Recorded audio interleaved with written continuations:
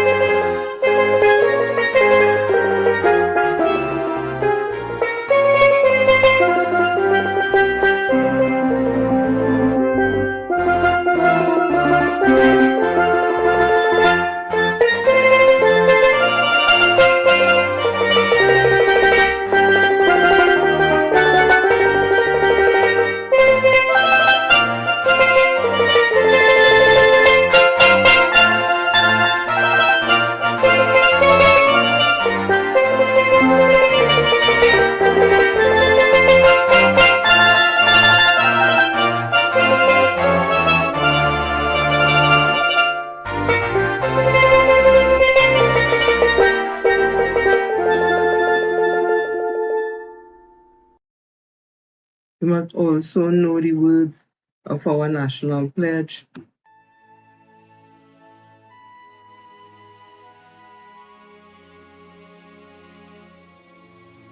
I solemnly pledge to dedicate my life to the service of my God and my country. I will honor my parents, my teachers, my leaders, and my elders, and those in authority. I will be clean and honest in all my thoughts, my words, and my deeds. I will strive in everything I do to work together with my fellow men of every creed and race for the greater happiness of all and the honor and glory of my country.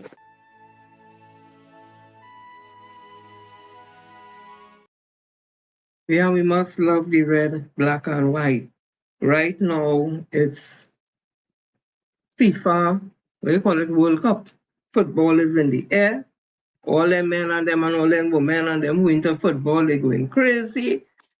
Long time I see people like me by the band thing, drinking, having a good time, I like watching it and stuff. But here now it only coming on cable. It ain't coming on local TV at all. Not only that, bars closed down because of the taxes. So times are different now. So I hope all those who are football, I wouldn't say fanatics. Okay, even if I say fanatics, it's not in a bad way. I hope you all are able to watch your World Cup some way or the other. I asked my husband to give me the update because he's one of them football people. And he tell me he'll give me just now and then like he forgets. So I will try and call him on the phone to give me an update what going on with World Cup. But I know it started yesterday. And it have people waiting on this certain team to play and all kind of talk and talk. What? Like some good news there in the football world. And we also have our own good news that we give to. But before that, I pledge always to play this in respect of the First Peoples of Trinidad and Tobago.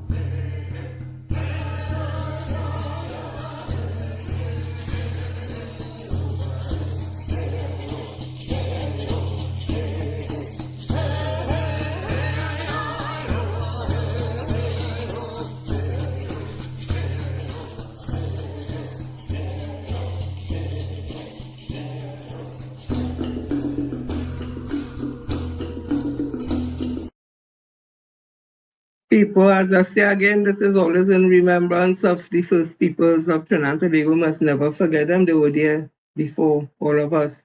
Their ancestors were there before all of us. And I love to look at dance, and I always like to bring something from dance or history or whatever, something to make you feel nice. So watch this. I thought it's very short, but it's something I know that you may enjoy.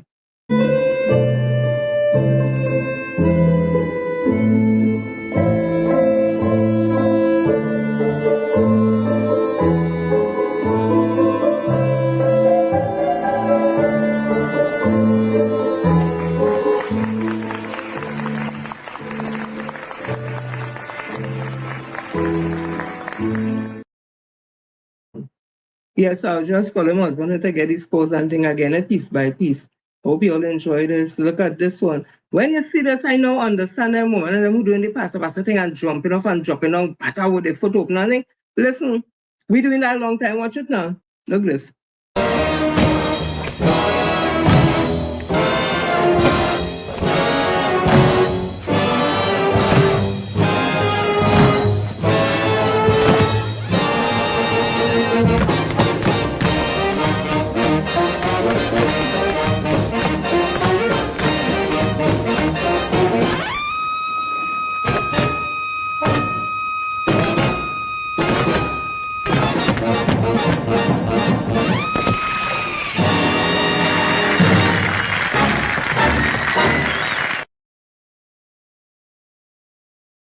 Yeah, so people, when you see them girls and them jumping down and dropping and split, it ain't nothing new. Dance and culture and traditional stuff lives on. So that was jump and jive there by two brothers. So let's look at what. So I saw this one, it looks so cute. This one also, this is Trinidad dancers now.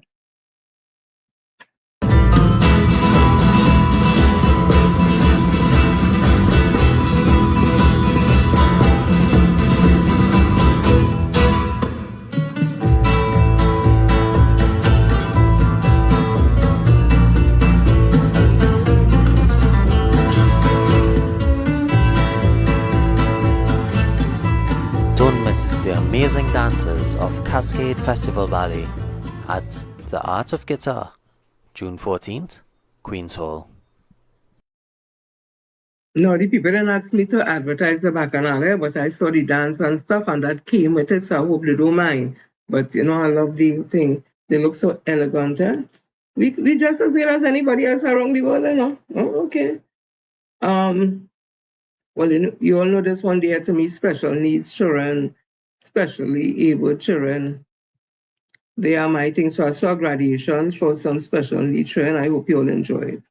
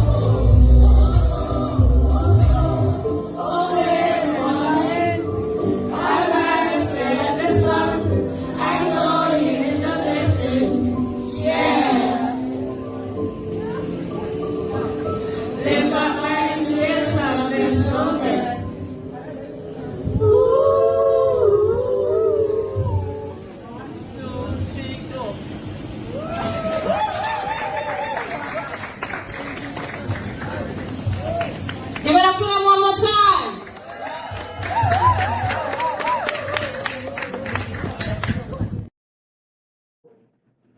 Always a pleasure to see children who are special needs differently abled, having such a good times. And kudos go to the teachers who dedicate their time and their life into teaching those children when probably other people would have given up on them, and also for the parents to making sure that they get a proper education to suit their special needs. So kudos and to the children themselves for doing a fantastic job. I also saw this and it was like, okay, this is real cool. It's like a blast from the past. The person you're going to see now, she's in an initiative with the Member of Parliament for Maloney, Madam Camille Robinson Reggie. So I hope you all enjoy what they are doing. It's all in the scheme of graduation, not scheme of smart man thing, but in terms of the topic is on graduation, because graduation is around this time. So everybody's getting themselves organized. So listen to this initiative. Okay, so first let's put on the record that my car is parked. I'm still in my yard, and I'm not committing any traffic offenses, okay? Just putting that out there. So I'm heading to Eva Fashion Limited. It's a boutique in Maraval, and I'm so excited because Eva is willing to support an initiative by the Member of Parliament for Trinity Maloney for upcoming graduation season, in which the MP has been looking and asking for support in her constituency, and anyone who may have dresses, formal dresses that they would have worn already and don't intend to use again, to donate to this graduation initiative for young girls in her constituency who are interested in going to graduation, but of course we as mothers and as parents understand the cost that goes with preparing our children, especially our daughters, for graduation. And I'm so excited because the owner of Eva Fashion Limited, when I spoke to her about the MP's initiative, she is excited to give a donation of some dresses to this initiative, because sometimes as a store owner you have dresses there for years, and you know, rather than just keeping stock, just make a young girl's day or night, graduation night, you know.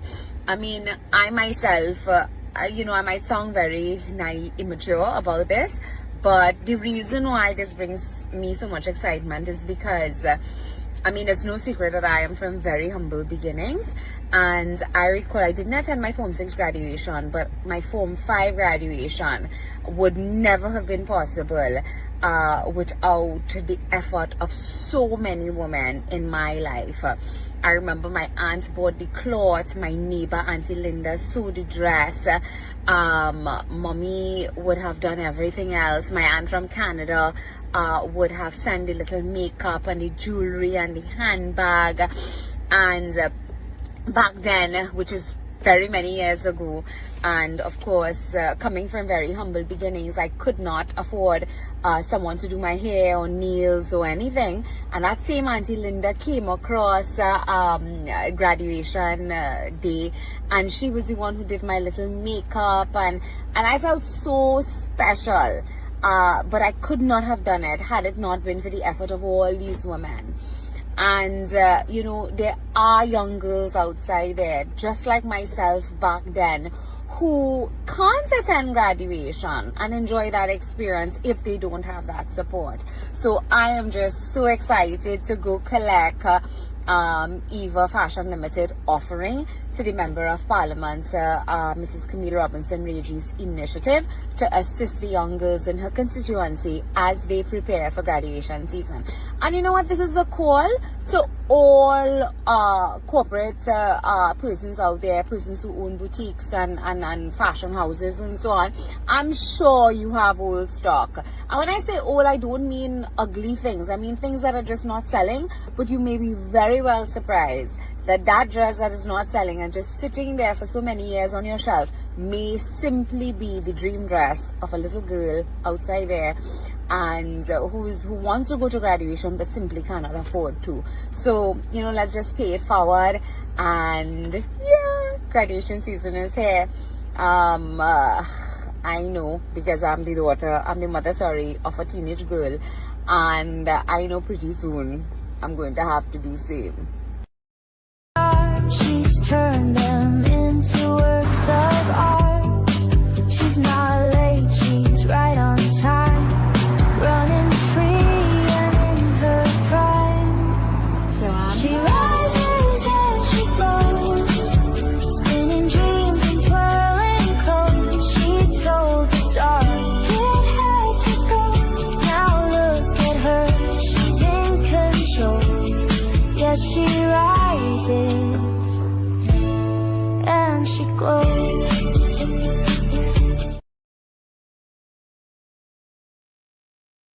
Beautiful initiative there. Congratulations to MP Camille Robinson-Regis and former Senator Renuka Sagram Singh Suklal. As I say, following everything as much as possible that PM for Barbados doing me a month, because at that time just last year, people saying, oh my God, I wish she was our prime minister because they didn't want Dr. Rowley, they didn't like Dr. Rowley, whatever, it was me. But she's somebody I like it too. So I'm looking at news that going on in Barbados right now.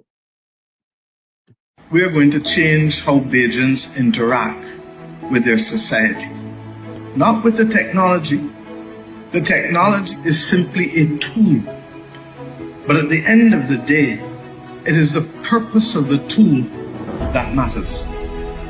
You have seen today that we have developed in this country through these brilliant young Barbadians and with the guidance of Mr. Dumont, a tool that makes the Office of Citizen Engagement and Media Relations more responsive and more capable of meeting the needs and expectations of citizens where they are and not where we want them to be.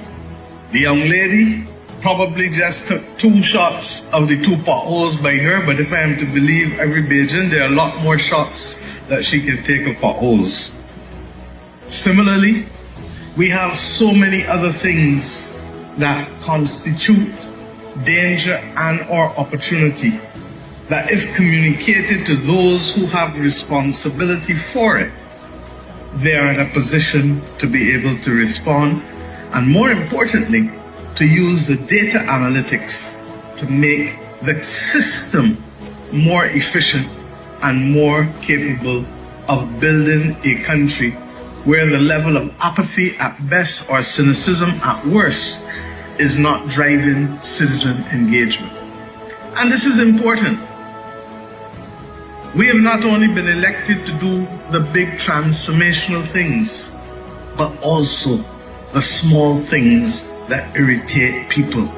And it is for that reason that the government has invested in this partnership. I have every confidence that once Bajans adopt this, it is not only going to help them see matters resolved in their communities, but it will help the efficiency of government, and more importantly, the office of citizenship in the country. Let us use Pearly for the good. Let us ask Pearly. Let us tell Pearly.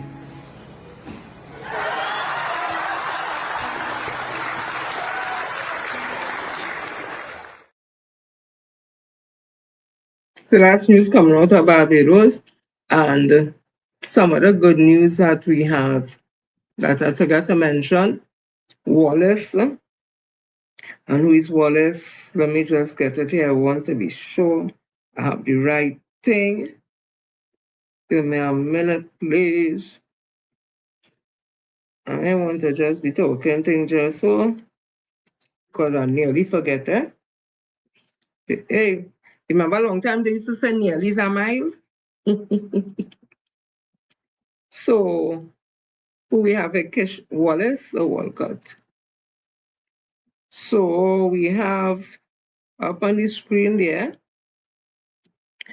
Trinidad and Tobago cyclist Macaria Wallace produced a strong right to claim gold in the women's carrying at the UCI Class 2 fastest man and woman on Wheels meeting in Briarnagetsville, listen, in Pennsylvania, right?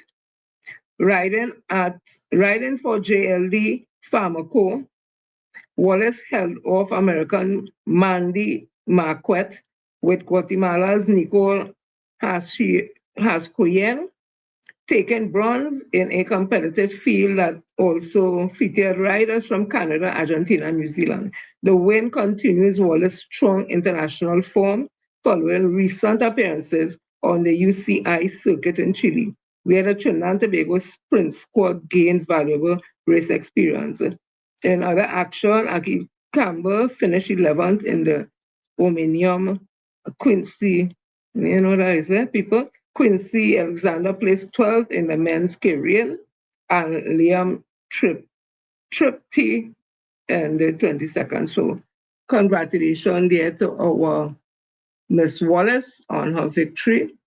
I'm also seeing Trinidad and Tobago's celebrated athlete Kishan Walcott has secured a second place finish in the men's javelin event at the Motonet GP meet in Lahti, Finland. Competing on Wednesday, the 11th of June, Walcott launched an impressive throw of 81.41 meters to claim the silver medal. The Trinidadian standard bearer finished just behind Ukraine's Artur Felfner, who clinched the gold medal with an exceptional effort of 83.11 meters. Meanwhile, Finland's Oliver Helander delighted the home crowd by taking the bronze medal with a throw of 80.73 meters. So congratulations there to our Kishon Walcott. Yeah. I think there's something else, how we darts. People, only remember I read what day it was at darts, they're going to Germany, I never know it no competition in darts. Well, Papa, watch them.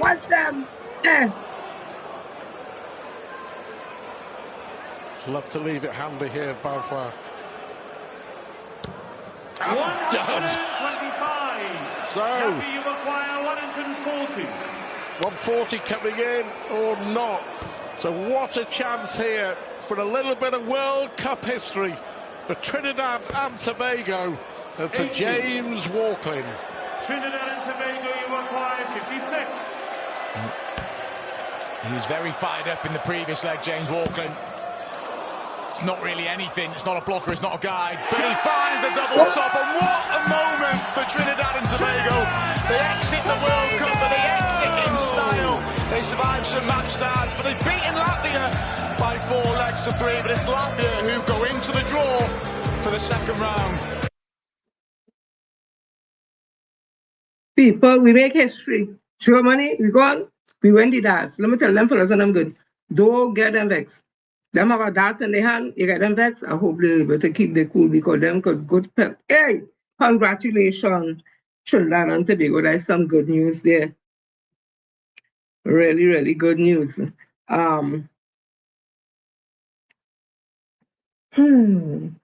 Listen to our own Kwame Ture, used to be Stokely Kaimanka, giving some words of wisdom, talking about mobilization versus organization.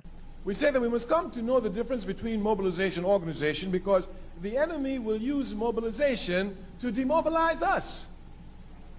Mobilization is very easy, very, very easy.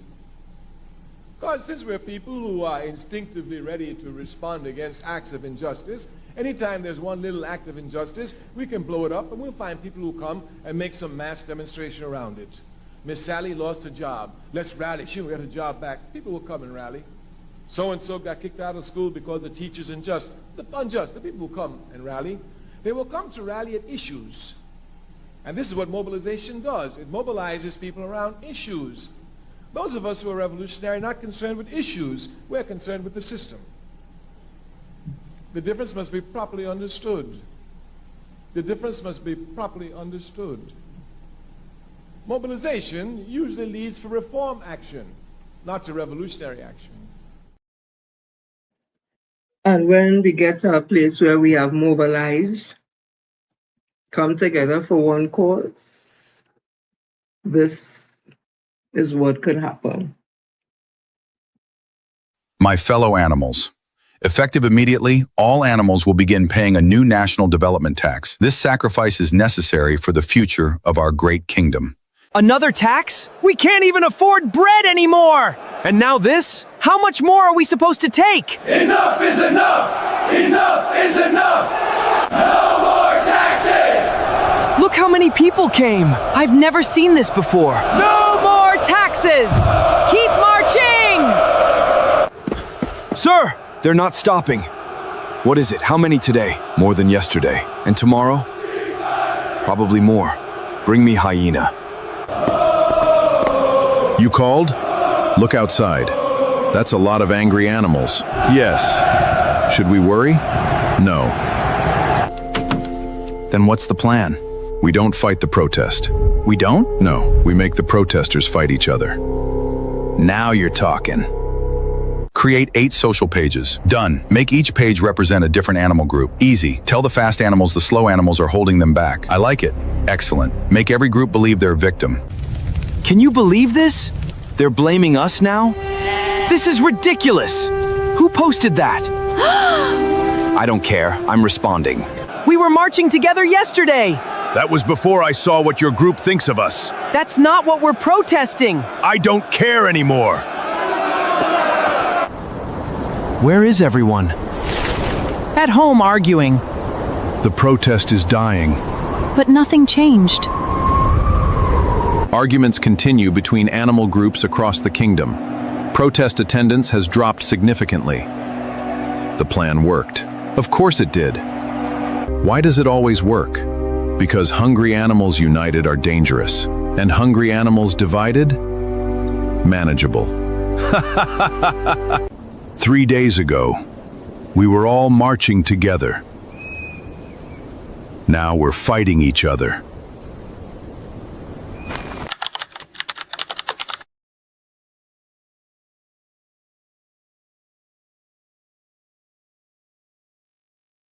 Hope you all get it.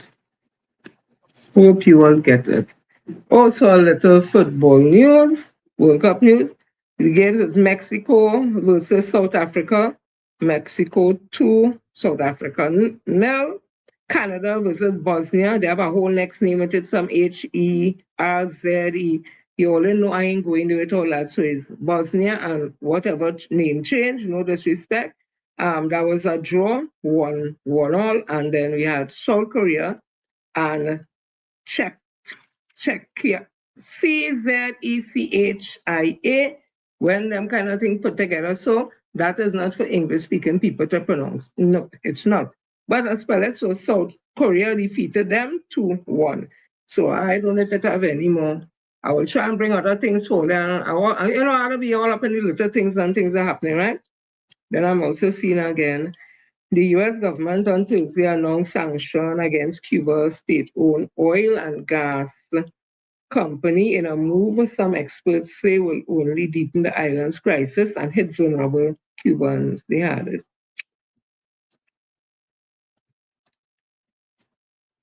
It have a God, you know. Cuba did so much for the Caribbean, especially when it comes to health care and sports. And it's a shame that some Caribbean islands turning their back today on Cuba. Cuba, we're sorry. We're sorry. So, let me continue. The Venezuelan government now is saying that there's another oil spill.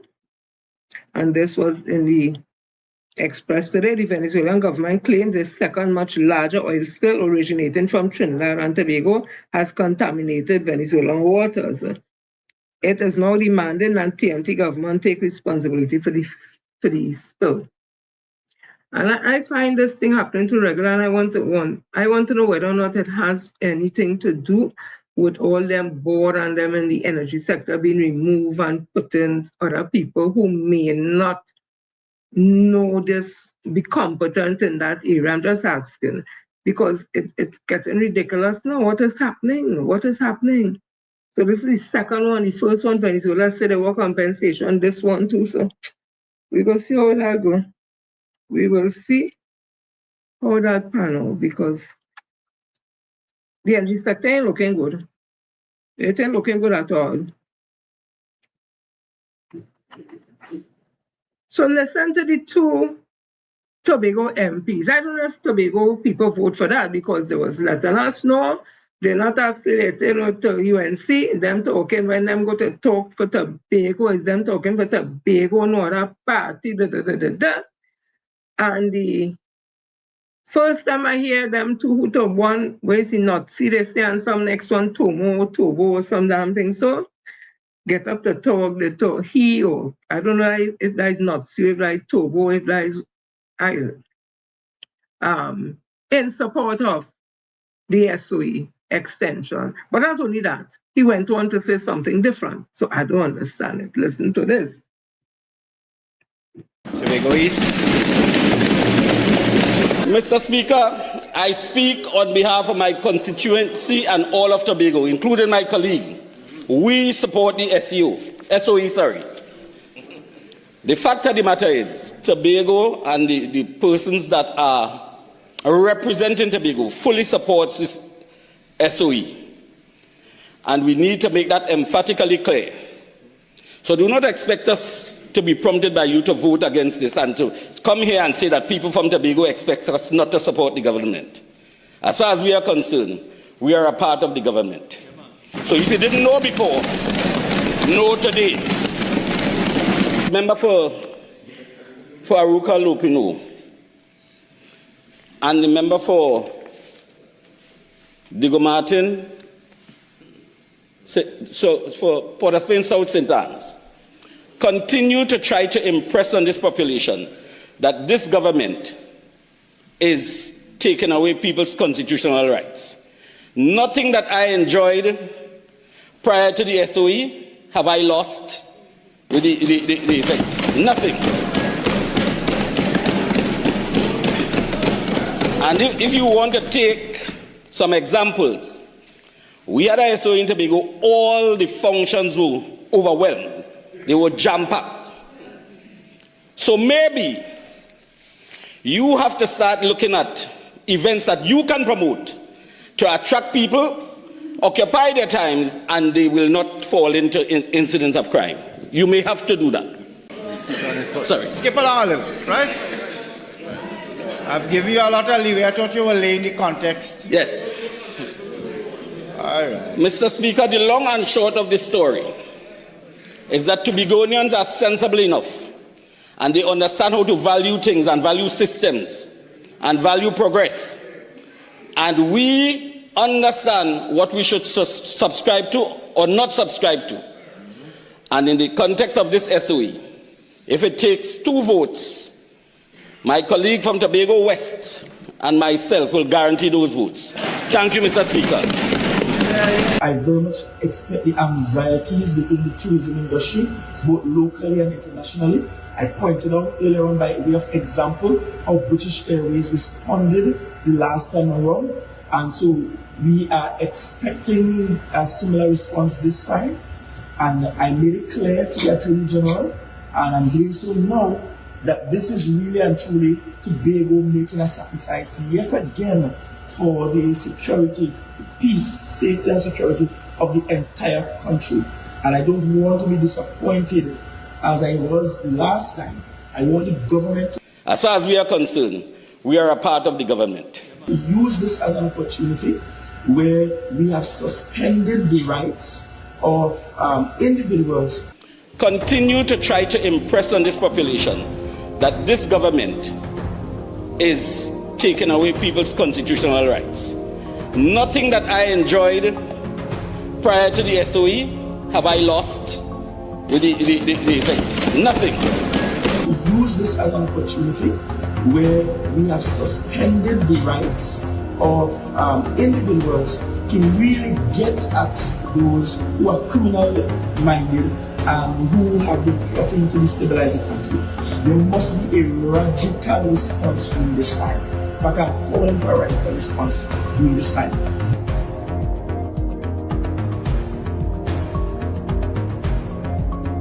Mr. Speaker, I speak on behalf of my constituency and all of Tobago, including my colleague.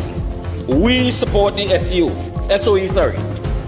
As far as we are concerned, we are a part of the government. As far as we are concerned, we are a part of the government. Well, apparently he didn't speak to Mr. Martin George and the next hotelier, and he didn't speak to the chief secretary. I don't understand.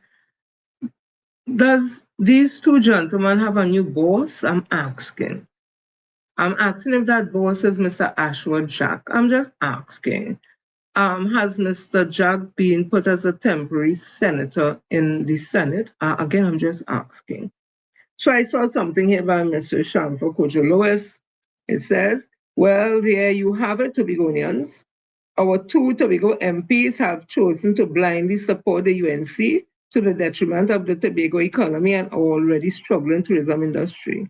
Political expediency has trumped Tobago's progress and development, while these dashboard puppies thumb their deaths in an effort to impress the United National Congress, while trying to convince Tobagonians that remaining under a never-ending SOE is a beautiful thing. Tobagonians do not share that view. From our resilient business owners and tourism stakeholders to the average man on the ground, we know the truth. This outlandish position does not represent the desires of right-thinking citizens who are desperate for economic recovery and stability. They place heavy and hard. Tomo and Notsi have clearly lost their way. They no longer speak first, and they clearly don't have our best interests at heart. Sent to fight on behalf of Tobagonians, they have now been reduced to puppets and yes men for their handlers and friends in the UNC government. As a member of Tobago East, powerfully articulated, if Tobagonians didn't know before, they certainly know now. Those who were sent to champion our development have become part and parcel of a callous, wicked, and clueless UNC government. Between the perpetual state of emergency, the decimation of our democratic rights and freedoms, and the continued destruction of Tobago's economy, the TPP vote is no longer in defense of Tobago. There's no voice, no true representation, and no fight left in them. It is clear that Tobagonians have been hoodwinked by the Tobago arm of the UNC yet again. But let this be a reminder to those who have abandoned their duty. Time is longer than twine. The clock is ticking. The people are watching. And sooner rather than later, the people will wake up, rise up, push back and prevail, everything in sweet time. So the Honorable MP, Tomo, I think that his name, I don't know his real name, who is a member of the TPP, Tobago People Party, and the political leader, Chavez Augustine, he was proud to stand up and say the SOE ain't really bother he. He still get to do what he had to do, and it's a real party and wherever full out and thing in Tobago. And he shows shade that whoever other MP for the area should find positive things for the youth to do and all that. So he is not concerned about our democratic rights being eroded because he living nice. Remember, he getting minister's salary, the increase in the salary. He had driver and thing. Now he can afford to buy whatever food, how expensive it get, because he getting big money. So he don't bother he. And he driving about any car wherever police may not stop he. And John B. he. So I just say, and I don't know, probably to him, everything is everything. But listen to what is being affected by these states of emergencies. This book here is the Constitution of Trinidad and Tobago. This Constitution is something that Dr. Eric Williams fought for to get us out of the colonialization that we were in. And we have something called entrenched fundamental rights inside of here. And don't listen to Kamala, because I never see a High Court action, a Court of Appeal action, or a Privy Council action dealing with the Constitution with her name on it as an advocate. So to say all rights are not absolute, that's a nice sounding phrase. But let me tell you, this continued rolling of state of emergencies is unprecedented, and that is your crime plan. That is what they intend to force down our throat. And you know where it comes from? El Salvador. So when you all leave here, or even while you're here, start to look at it. Google it. Since 2002, El Salvador came in, the government there, and suspended via states of emergency, rolling it. They had a serious gang problem, worse than here. And that is what they utilized. What might be good for there is not good for Trinidad and Tobago.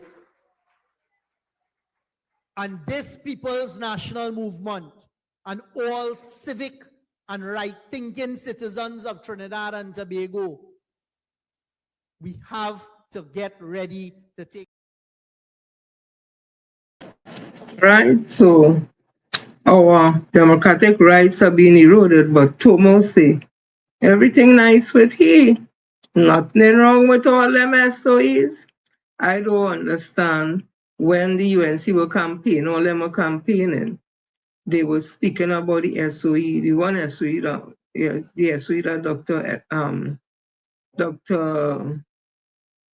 Rowley would have called, and they said all manner of things that he can't manage the country, can't manage crime and all that. But they have been having successive state of emergency, and Mr. Tomo Tehi, that is quite okay. Isn't it something else when when you see in a position where you do business because you have it now, it's nice, thing nice with you, okay, when you're out there and you have it, it is standing with the people. But now thing nice, you're standing with the people again, yeah? Listen to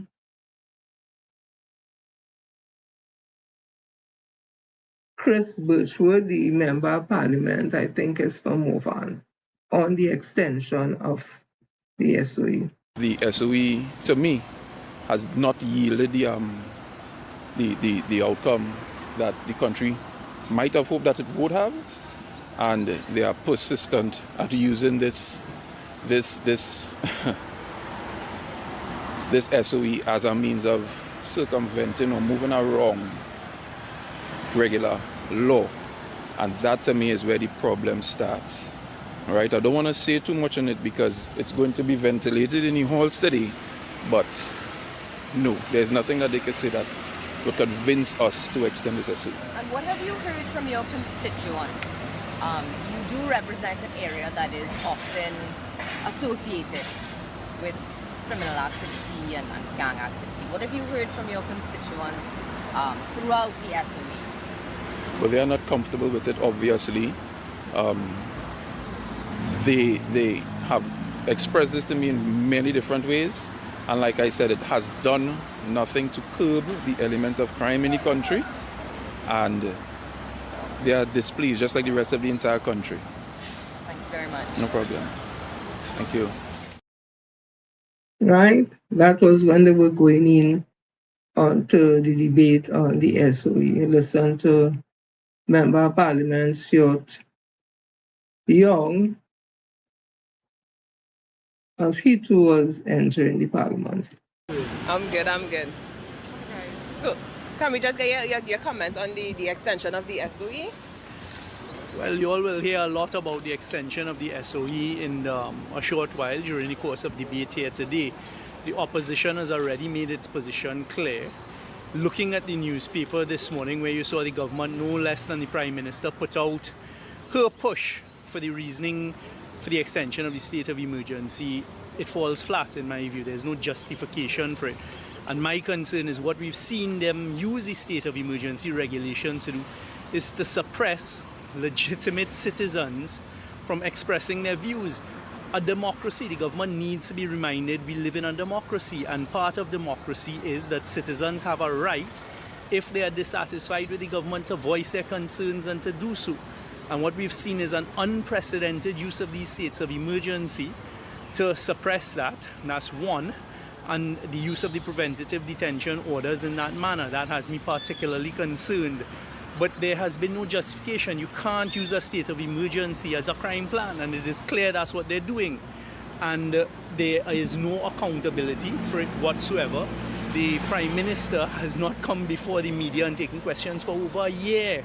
That is not how you operate in a democratic country, and operating and governing via tweet or Facebook posts is simply unacceptable. So the country will be looking on today.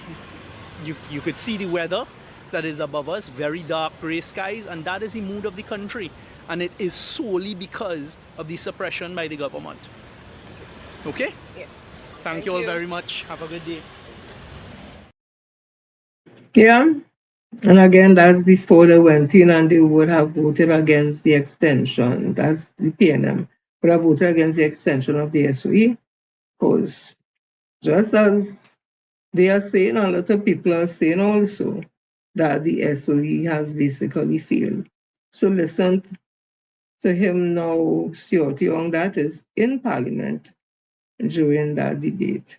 The same Minister for Homeland Security, because he is still energized like the police officer he was, when under the state of emergency recently, we had a murder of a police officer take place in a police station.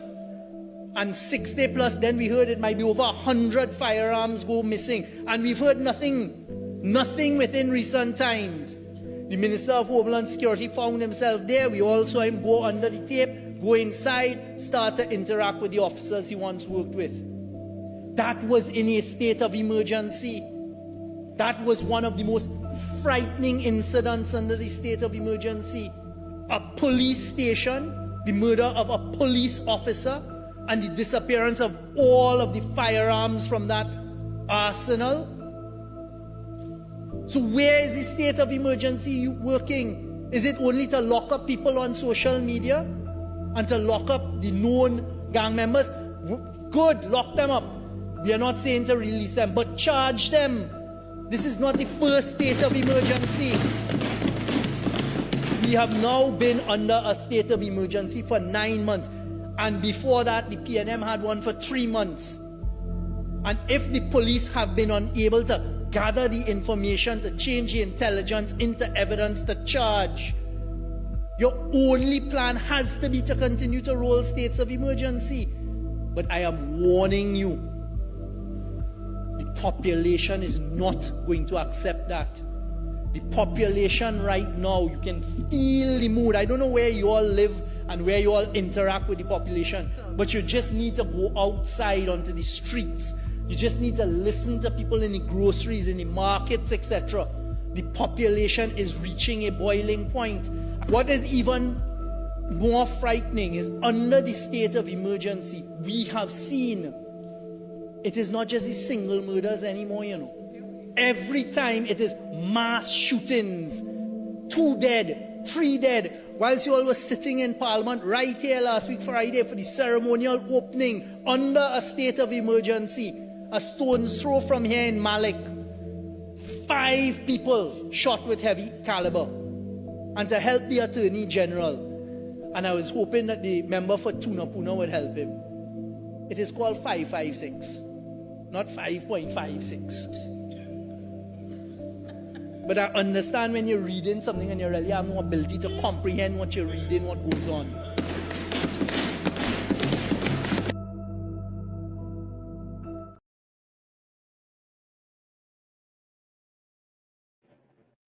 All right. Listen to some more. This is one of my favorite people who does make the videos. I'm always up in Rambo's videos. Don't care what they say. I see how one day gain Rambo's talk, but I don't know who is Rambo's really, whatever.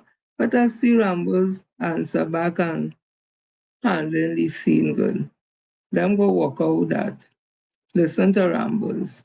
We must never allow ourselves to forget the facts. And right now the facts are, out of the 408 days that this government has been in office, we have been under an SOE for 296 days. And in that time, they have detained 1,600 Trinidad and Tobago citizens, but have only managed to charge 320. And what about the other 80%? Who knows? They're just there hanging around. Now they claim that the murder rate for the year so far is 170, but according to websites that have been keeping track of the murder rate for years, it's actually south of 194. So state of emergency after state of emergency after state of emergency, and you all still can't update us on whether or not you all held the person that was threatening the AG with a rocket launcher. Here's why I bring that up. You all quick to swoop in and arrest protesters because we under a state of emergency. They run down in Diego Martin and arrested the woman for saying something the whole country was thinking, as if the Venezuelan army would already listen to her and go by the Prime Minister's residence. But we know it's bullshit. You all simply wanted to exert power and to show her that you all were in charge.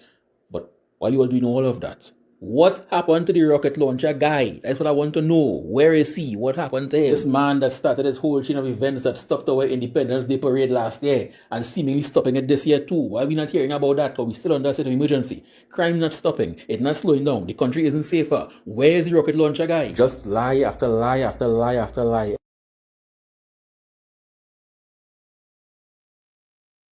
Well, listen also to this.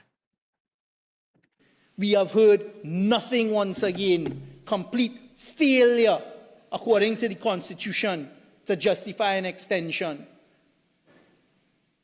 But we know they will pass it. There is all that is required here. And we heard the boast. We have a special majority and a big majority. A PNM opposition stood here before with just 3 members on this side and faced them down.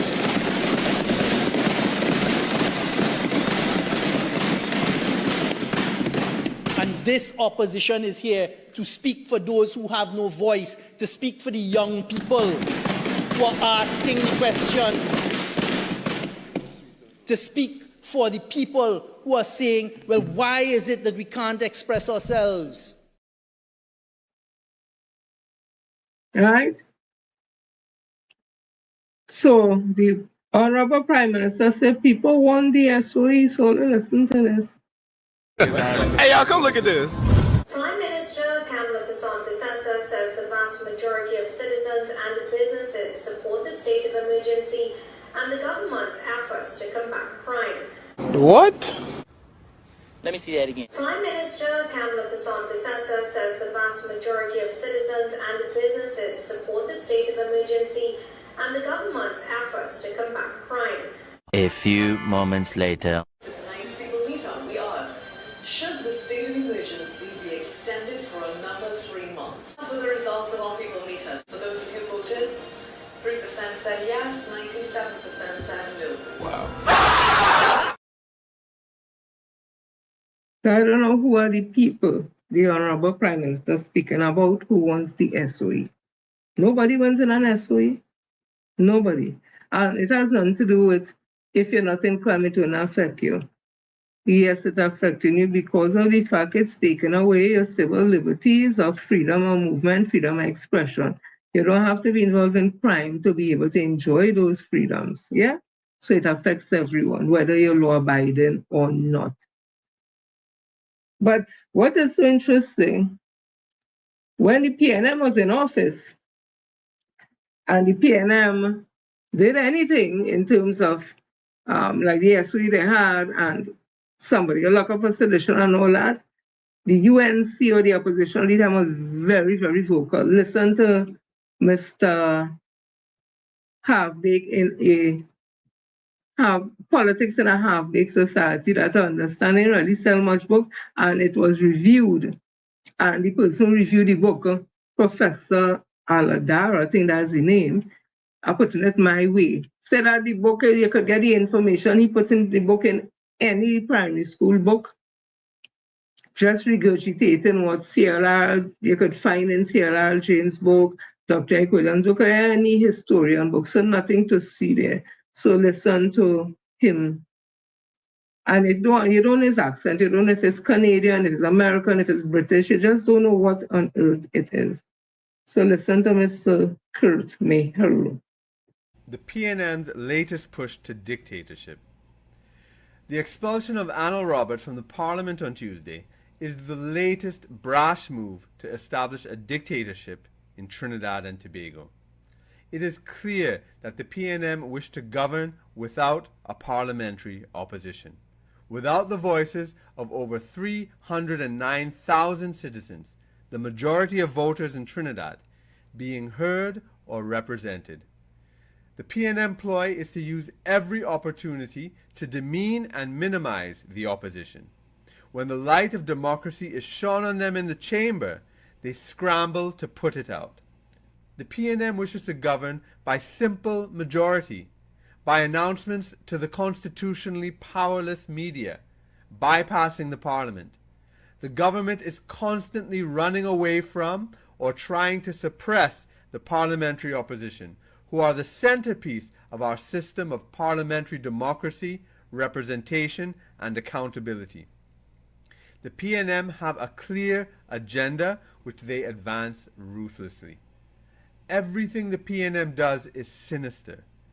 Each time they succeed with a violation of our democratic rights, they push the envelope further. We become like frogs in a pot of steadily boiling water. It is beyond ironic, twisted or perverse is more like it, that in a motion to restore the time permitted to speak in the House, a senator's speaking time was actually cut. Further, he was expelled from the House. To defend our system of parliamentary democracy, we must insist that all presiding officers act fairly, without bias, and with consistency. The opposition must be allowed to represent its constituents and criticize the government freely in Parliament. In the interest of the rights of our citizens to be represented in Parliament, and of transparency, we also insist on our right to know what rules are specifically being violated if so charged. Power must never be exercised arbitrarily or on the whim of those who temporarily hold it. The citizenry must be vigilant and aware of the steady destruction of our rights and freedoms. All of us must defend our parliamentary democracy from being turned into a PNM dictatorship. I want to tell Dr. Mayhew, everything he said is what the UNC is doing now to the opposition, which is the PNM, and what they're doing to the country, turning this into a dictatorship. Everything he says there, you see, projection is a hell of a thing, you know. The way that they know they would have behaved is how they have described the PNM. And now that they're in office, they're really doing what they described the PNM was doing. That is what they're doing now. So when they were in opposition, it had democratic right and freedom of speech and all kind of things it had. And Dr. Oli was a dictator, all that it had. But now they're in office, they're doing the same thing and worse.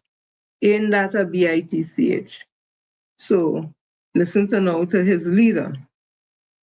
Again, when in opposition. Hypocrisy. Then you want to arrest people for this really offensive crime of sedition that has been there from way back when, through the colonial powers that be, to really suppress people, to suppress people raising their voices, to suppress people from having different opinions. That's what that was used for. And this government has brought it back and is indeed using it. So what does all this mean? It means we must stand up for our rights.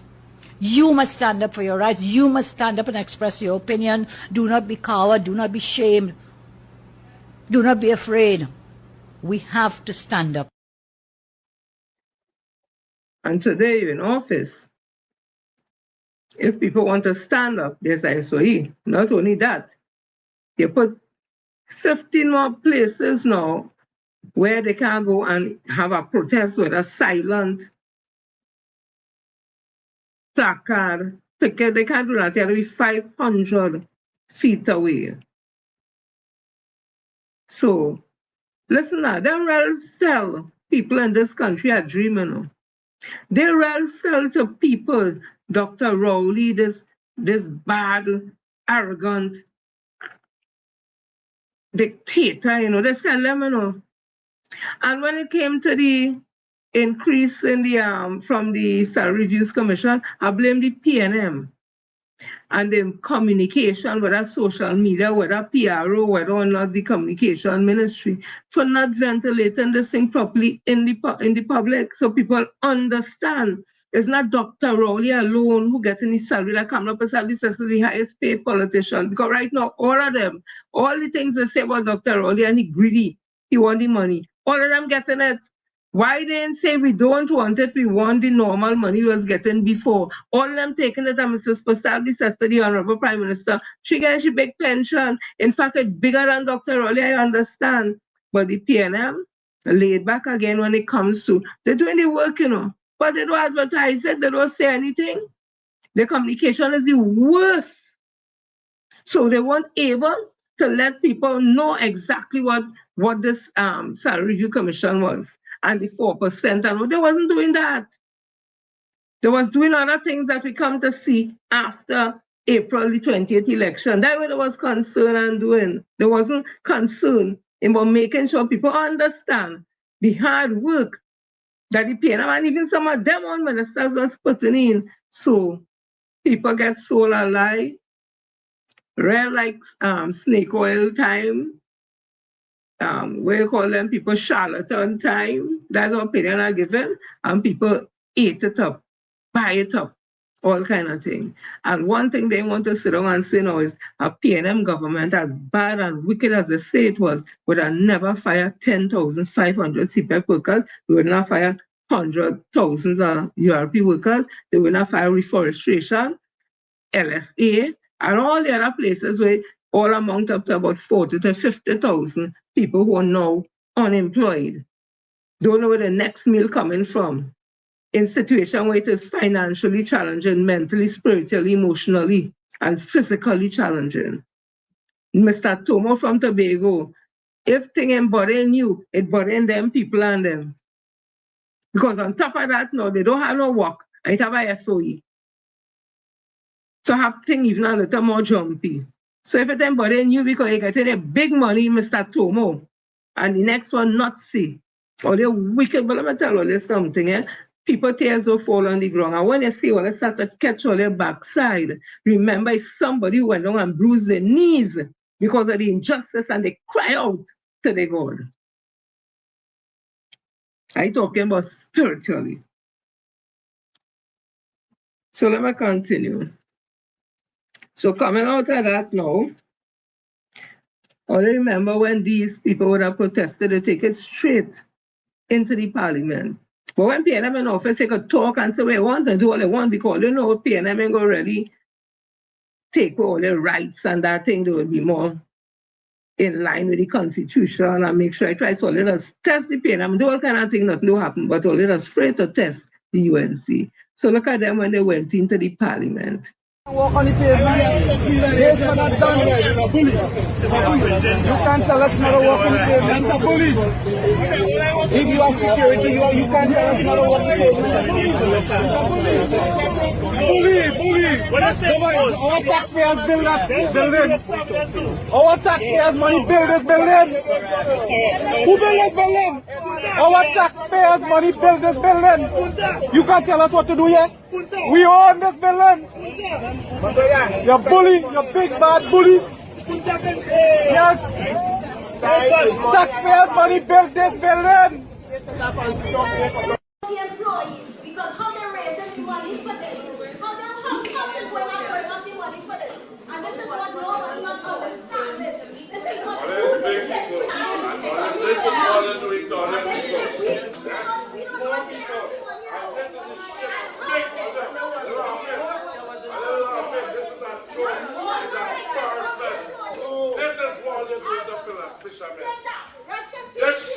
because they will never prevail. Never. Poor people on the last day. Taking poor people money. We'll bring on the back the way on the walls. It's we put on your day. Taking poor people money. We We put on vote your day. for you. We vote for you. And that's what all you're doing. All we ask was for you to meet with we.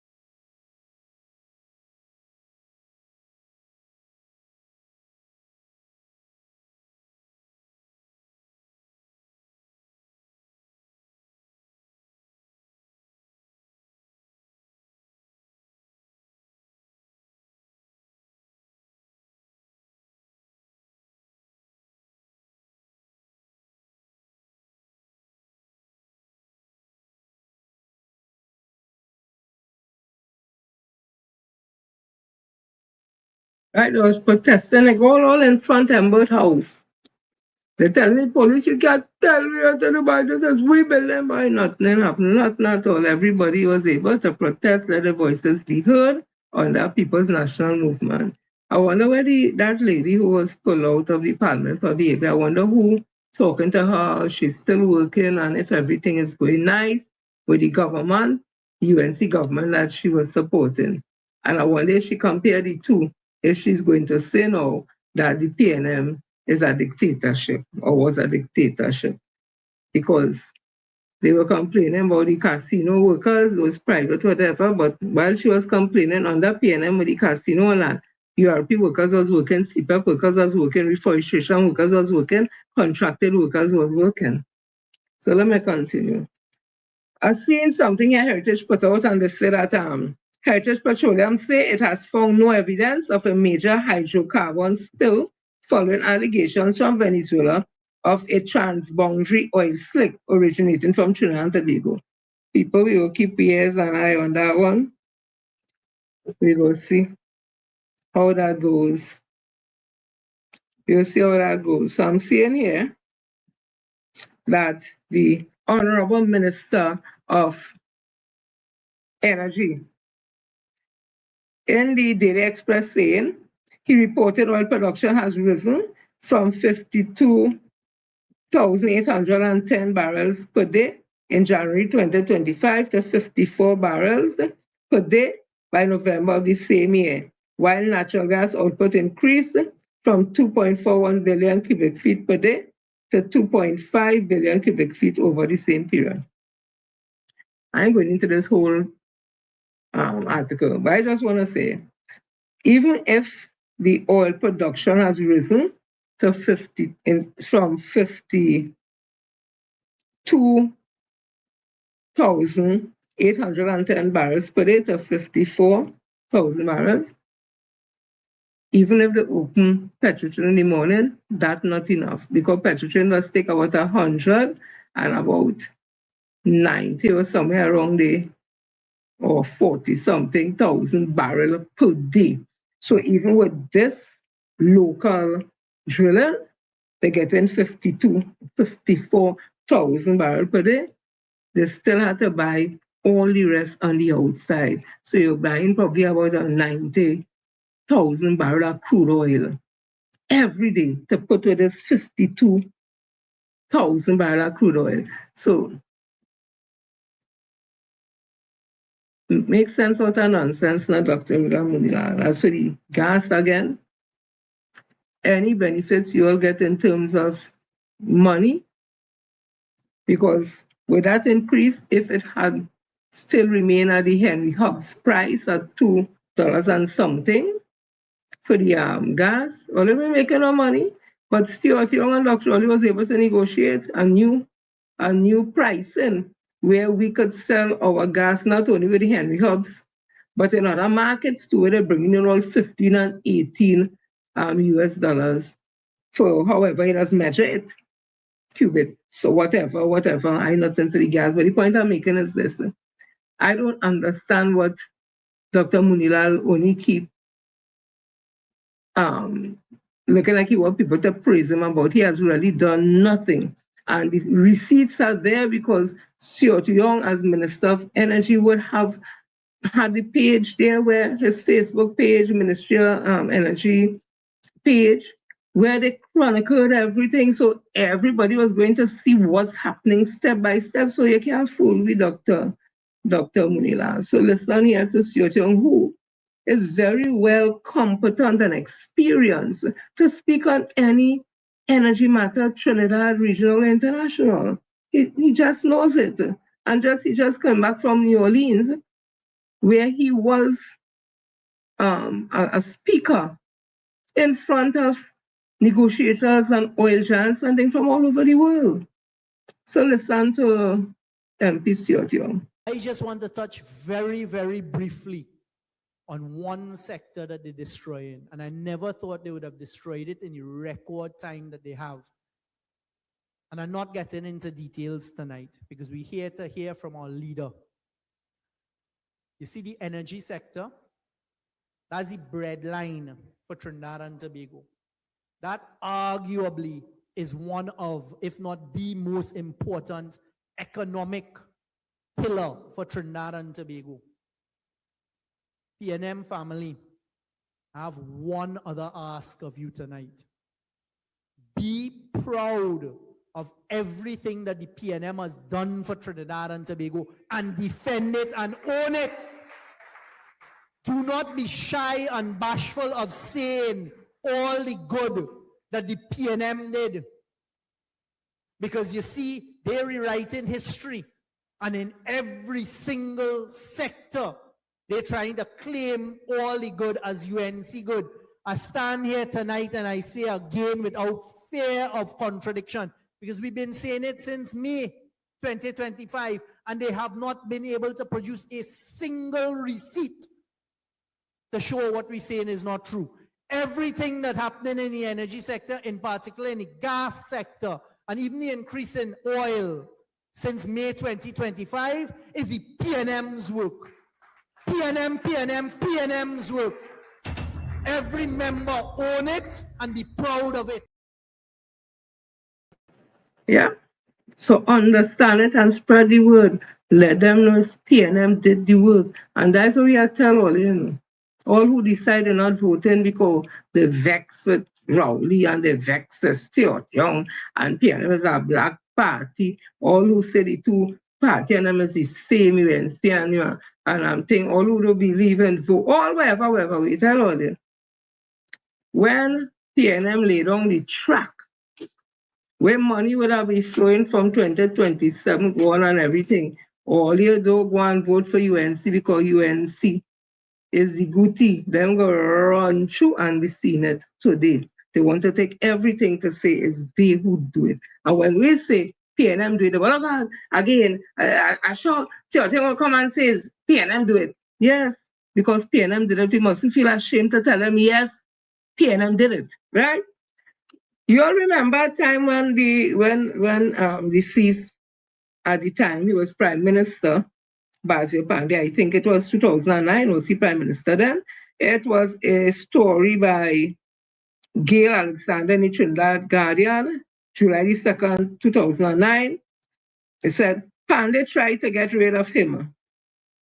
Kamala scoop him up. The story is, all political parties, groups, and associations in Trinidad and Tobago should come together to mobilize the public to force the removal of Attorney General John Jeremy following the Law Association's large vote of no confidence against Jeremy, according to opposition leader Basil Pandey yesterday. No Attorney General should be willing to stay in office if the lawyers of the country do not want him and have no confidence in him, Pandey declared yesterday. Pandey spoke following Wednesday's Law Association meeting, which passed a no-confidence motion in Jeremy concerning his reported battle with former Director of Public Prosecution, DPP, Godfrey Henderson. Lawyers voted 106 to 82 in favor of the motion, that they have absolutely no confidence in Jeremy. By a vote of 121 to 67, they also condemned reports, attempts by Jeremy to improperly and illegally interfere with criminal prosecutions for political purpose. And by vote of 127 to 59, lawyers further condemned reported attempts by Jeremy to undermine and threaten the constitutional independence of the office of the DPP. Pandey said, any Attorney General would relinquish his office in those circumstances. Therefore, Jeremy should do the honorable thing and resign, if only because he will not really be able to function as he cannot enjoy the confidence of the lawyers, he said. But worse, I don't think Jeremy enjoys the confidence of the public either. I am sure of one thing, however, that he is not going to resign voluntarily, and the Prime Minister is not going to remove him unless he is forced to do so, Pandey continued. I think, therefore, that a public campaign must immediately be mounted to force the Prime Minister to remove him. Excuse me. I think the leaders of the country, from political parties, groups, and professional associations, should meet for the purpose of mobilizing the population for the removal of the AG. He confirmed that he meant groups like the association and others. Asked if that included COP leader Winston Ducaran, the reply from Pandey was, of course. Ducaran is the leader of a political party. Pandey added, the votes that came in from the association meeting in huge expressions of no confidence. When Jeremy said he cannot be removed, it means that the law association has no legal or constitutional power to remove him, and the only person who can do that are himself or the Prime Minister. But the population can mount enough pressure for the Prime Minister to remove Jeremy. For the opposition part, a motion of no confidence against Jeremy, which the UNC filed recently, is expected to qualify for debate in the House of Representatives within the next couple of weeks.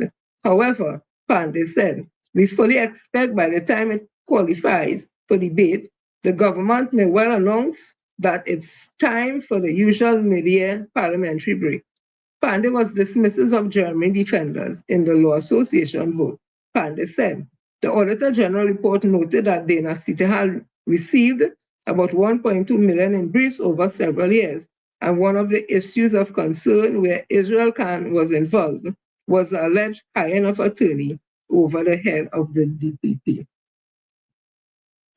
So apparently, the AG has always had, excuse me, some run-ins with political peoples. So this is Thursday, 11th of June. Back then, the Prime Minister was Mr. Manning. Now, this is Thursday, 11th of June, 2026. AG. 1% members lose U.S. visas. Attorney General John Jeremy disclosed yesterday that the United States government has revoked the visas of certain members of the 1% in Trinidad and Tobago. We all know that our American friends have sophisticated means of intelligence gathering. They appear now to have determined that certain individuals should not, as a result of their activities, be traveling to the United States, and they have taken action to ensure that that does not happen. He said while piloting a motion in Parliament seeking a 3-month extension of the state of emergency.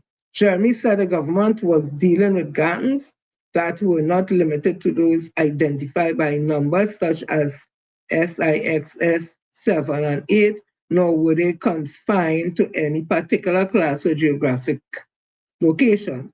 He cited the Anti-Gang Act and noted that a gang was defined as a combination of 2 or more people, whether formally or informally organized, which engage in gang-related activities.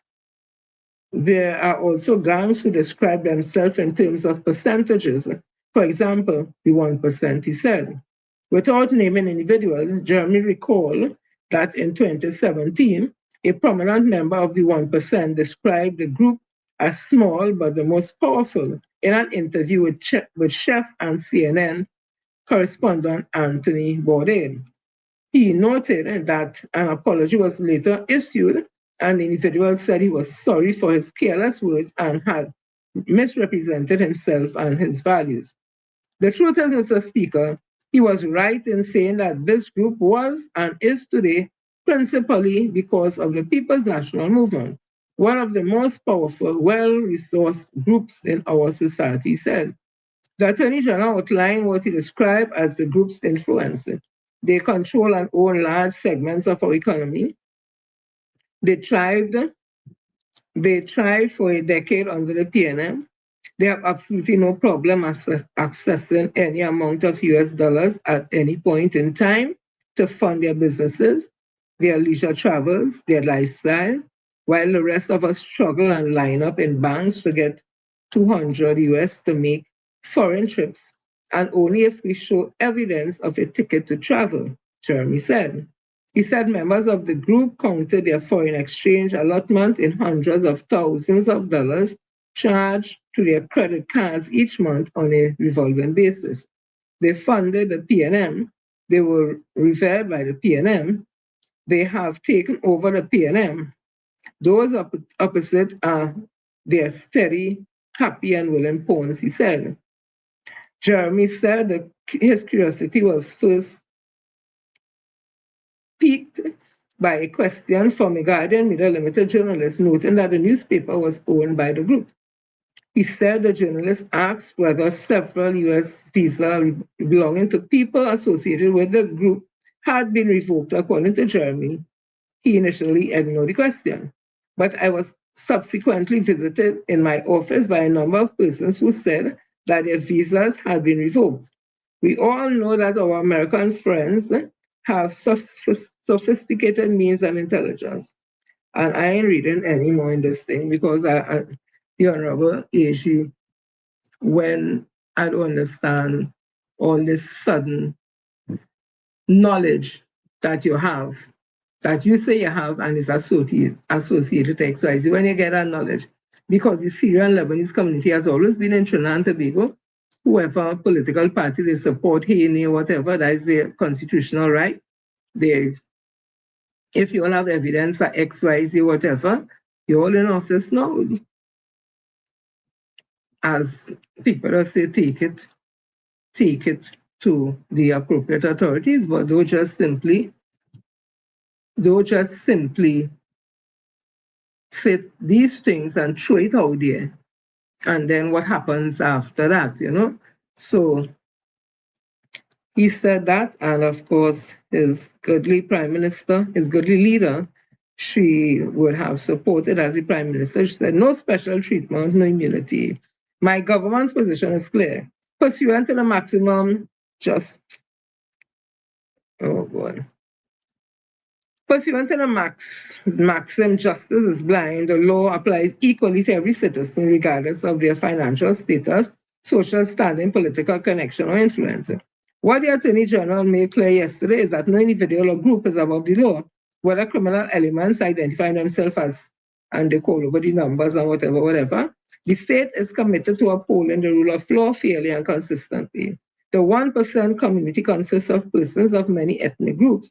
It does not consist of a single ethnic group. Okay.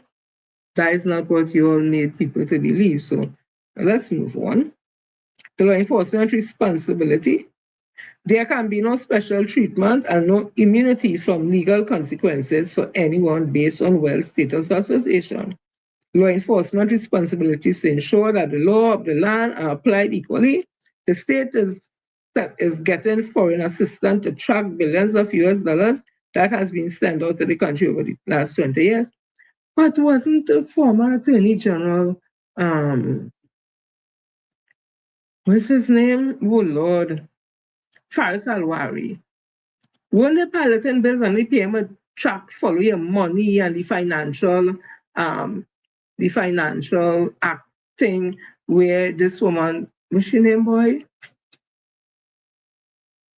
Susan something, I think it was, you know, where they were tracking and financial intelligence unit and all them back up. You'll remember when a certain bank would have flagged a certain person who is the leader of a political party, and then he went and get lawyers so that they couldn't see finances and all them things. So those things are already there under the People's National Movement, and they were in line with the factor. This factor, I think it was follow the money or wealth bill or something. So the PNM was doing all them things already. So this conversation as if this is something new you all doing again. Track was laid and Booty running and Booty taking all the praise or want to take all the praise. So she went on again, the Prime Minister, and she would have talked about law-abiding citizens and nothing to fear from the action of the US and local law enforcement. That's what they keep saying over and over. So coming out of that,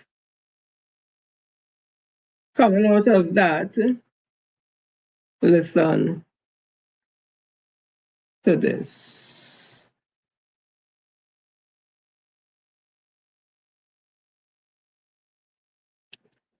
It's games, yes. It's games. Listen to this. Trinidad and Tobago's Attorney General issued a stark warning to what he called the country's wealthy 1% during the SOE debate in Parliament on Wednesday night. The former PNM Attorney General, now UNC Attorney General John Jeremy, warned that the prison cells of Tetrin Barracks await the 1% if they behave as gang members or attempt to target him or the Prime Minister. He mentioned a 2017 interview with Anthony Bourdain. He mentioned U.S. visas being revoked. He called out their ownership of Guardian Media and claimed they have taken over the PNM. Under parliamentary privilege, he referred to the 1% as a gang. But here's what I'm confused about. Jeremy made mention of the owners of Guardian Media, which is Anthem. Just a few months ago, the UNC government was in front of the leadership of Anthem looking for their investment in the UNC's revitalization blueprint. So a few months ago, you were okay with them and wanted their money. But now, there's these wild accusations in Parliament. I can't tell if this is all for show and just politicians playing politics, drumming up class warfare for their base, or if it's real. I don't know. If the Attorney General has evidence of wrongdoing, then where are the charges? And if there's no evidence, then how could the Attorney General label law-abiding citizens running legitimate businesses, employing tens of thousands of people, as 1% gang members, while asking them to fund government initiatives? I'm very confused. My other question is, who exactly is the 1%? HDC is trying to hand out billions of dollars in new contracts. Are the contractors getting billions of dollars the 1%? Or they don't count? I've heard there may even be some ministers driving around in Porsches, and another UNC minister was charged relating to the import of a $2 million Mercedes-Benz G-Wagon. So wait, are you guys the 1%? Anyways, by my record keeping, the UNC is now mad at the 1%, the PNM, independent senators, the Law Association, the Energy Chamber, CARICOM, Venezuela, nurses, protesters, and Kamala Prasad-Bisesar says the country is a lawless dump where all of you are hypersexualized with pornography and alcohol. I think I'm just gonna go lie down. My head hurts. Listen to this. Because just recently when there was launching the revitalization plan, who was some of the people there and shaking hand and knocking glass and all kind of thing? Look. Listen to this. Businessman and corporate secretary of the Fishermen and Friends of the Sea, Gary Aboud, has thrown down the gauntlet. It's only so much racism we can take. And if the Jews could leave Germany, the Syrian Lebanese can leave Trinidad. Aboud's comments come in response to remarks made by Attorney General John Jeremy during debate on the extension of the state of emergency. During his contribution, Jeremy said government would intensify its pursuit of white-collar criminals and those who facilitate organized crime, while also referencing the so-called 1%. But Aboud is pushing back. I represent the sea people. And is it to say that I represent them because I'm involved in drug activity? Take it to the police. My hands are as clean as I would want them to be. He's arguing that the resulting narrative by the government is creating fear among members of the Syrian Lebanese community and unfairly casting suspicion on successful business families. The UNC must stop spreading hate and division in the nation. And if they continue, I am going to myself go on a platform to encourage every person who invests in this country to pull up their roots and find somewhere else fertile ground where people are loving and caring. As debate continues over the Attorney General's remarks and the government's broader anti-crime strategy, Aboud is urging leaders to consider the language being used and the potential consequences it may carry. If we in Trinidad and Tobago want to succeed, we must unify. There will be no national success, no economic recovery, no equilibrium in the balance of the budget if we are not unified. And the UNC must understand that unity is the wealth that our nation can bring to the world. Aboud is among several businessmen to have recently had their U.S. visas revoked. At the time of his visa revocation, Aboud told the media he believed the decision stemmed from his public criticism of what he had described as extrajudicial killings of alleged narco-traffickers in the Caribbean by U.S. authorities. Aboud maintains that he supports the law and is encouraging the police to conduct their investigations. According to the AG, the American government has used its intelligence capabilities to identify and ban certain individuals from traveling to the United States due to their activities. CNC3 News is awaiting responses to questions sent to the U.S. Embassy on the development. Jesse Ramdale, CNC3 News.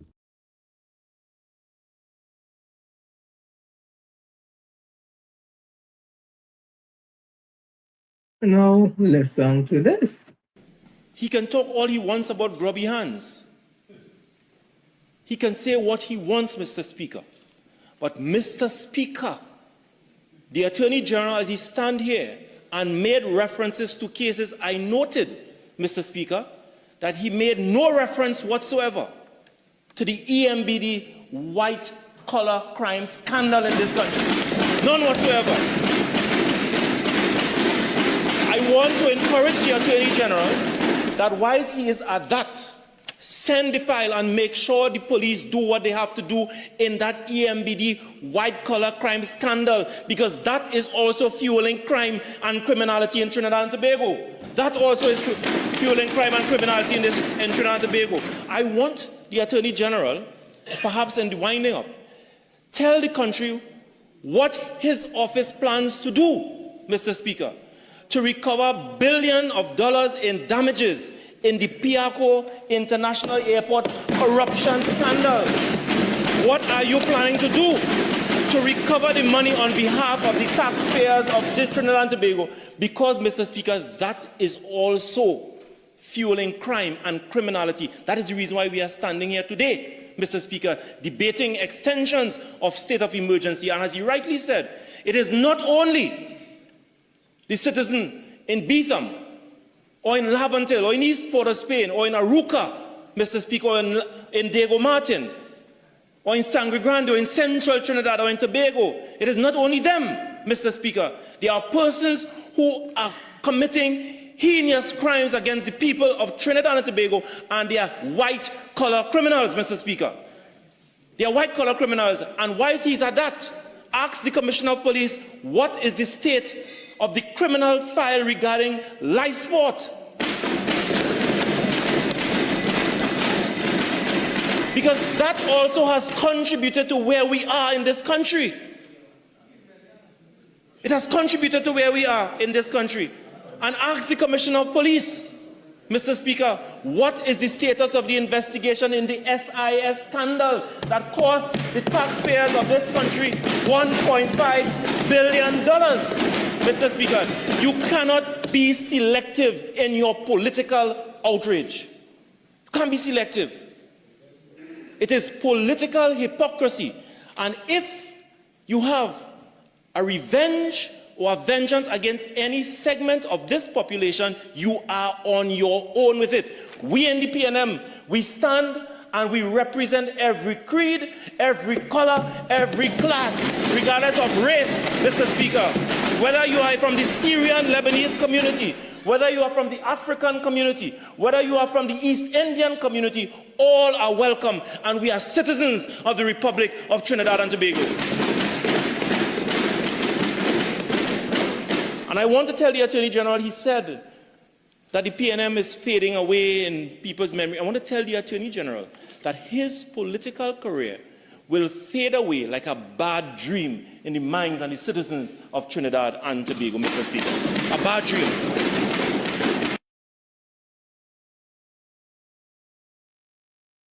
So that's Chief Whip Marvin Gonzalez there, speaking about white-collar crime. So if you're talking about crime and whatever, you have to treat with matters like that too. That's basically what you're saying, EMBD and live sport and Piaco, that still have money still to get from that. Biggest corruption scandal ever in this country. Although Kamala Prasad says it's a hoax, but she replaced what's his name? Lawrence Maharaj, Ramesh Lawrence Maharaj, when he was the AG under Mr. Pandey, when all that was happening, he's the one brought Bob Lindquist, a Canadian forensic accountant, to this country to investigate, and certain things were found. And then after it was said that Mr. Pandey, God rest his soul, removed Ramesh Lawrence Maharaj and put Kamala Prasad Bissessa. And after that, everything just went a different way because they didn't retain Bob Lindquist's services with the report that he has. And Ms. Jolene John, who is now the Minister of Transport, I think it is, or Works, one of the two, she was key in that inquiry, and she would have testified towards the massive corruption that went on there. So I don't know how it is a hoax. Anyway, let me continue. While all that happening, I told you all listen to the coconut story. At Trinidad's southwestern tip, a small village moves at its own pace beneath towering coconut trees. In the Carcass, coconuts are not just a crop, they're livelihoods, they're traditions, and for many families, the difference between making ends meet and falling behind. Alfred John Williams has been producing coconut oil in the community for over 20 years. He's among several banking on the product to sustain his family. But government's proposed rollout of stiffer penalties for unregistered manufacturing of copra products contained in the 2026 finance bill has placed their livelihoods under threat. Well, I have to be concerned because I will have a cash release of it. I'd have to go and get them to go get it registered. So, I mean, there must be a way, they must give you a way to get it registered. If the legislation is approved, it'll see the $4,000 fine doubled. Responding to questions from CNC3 News on Monday, Finance Minister Devendranath Tanku stressed that the legislation does not create any new tax, fee or registration requirement. He said while registration requirements and penalties have been in existence for decades to regulate the industry, there are producers operating outside the legal framework exposing consumers to potential risks, noting that those compliant with the law have nothing to fear. According to a female producer, the proposal risks wiping out traditions, culture and entrepreneurship. She says consultation was necessary. 30-year-old Pritam Samaru supplements his income by selling coconut oil among other processed crops. While his business is registered, his heart goes out to those who stand to be affected by the increased fines. In a community where the coconut remains king, vendors and producers say any changes affecting the industry should be made with people who depend on it at the table. Jesse Ramdale, CNC3 News.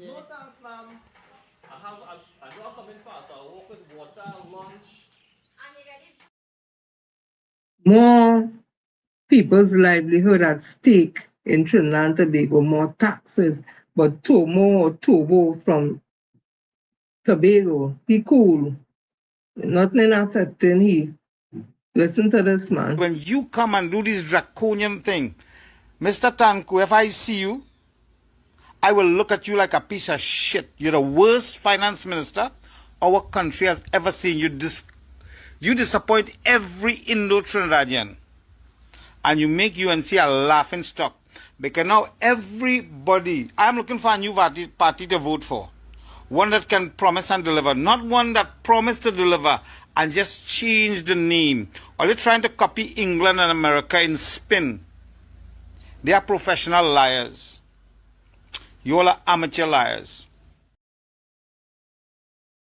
Right? The man had his say. Listen to the reality of people who are jobless. So 2 weeks ago, well, tomorrow gonna make it 2 weeks ago, I went and do an interview. I was to go twice because the first day for the interview, they canceled and I had was to go back the following day, right? I had was to do certificate of character and make an appointment, all and that. In all, it cost me about $300. It cost me $300 in all to make the run up and down for them 2 days. $300 in which I borrow from the money lender. Photocopy everything, certificate from school, everything, right? All programs and things I do afterwards, photocopy all my certificates and my qualification. I'm a plumber by trade. Do the COC $50, make the appointment. To make the appointment in the place, they charge me $25, so that alone was $75. Passport pictures are $35, right? And then passage to go up the road. And I'm not a robot, I must eat, I must drink. And only to get an email this evening here now that I wasn't selected. Come on. I find this thing really depressing. Now I owe any money lender now. The money gone up, right? It done reach 4 something already, right? And well, that is it. Right? That is it. So I had to sit down home here now with nothing. I find it over depressing for people to be borrowing money, taking the last to go and look for work, and when you're done, you can't get you ain't getting a phone call. I had also messaged them since last week. I messaging them, right? Since last week I messaging them, and it's only today, after I messaged them out lunchtime today, it's only today they decide to message back. Right? So if I didn't run them down, I wouldn't know. I'll just be sitting down, waiting for a phone call. I find it real sickening, man. I don't know. I know. If anybody know, anyway we hiring plumbers, or let message me now. Let me know what's going on.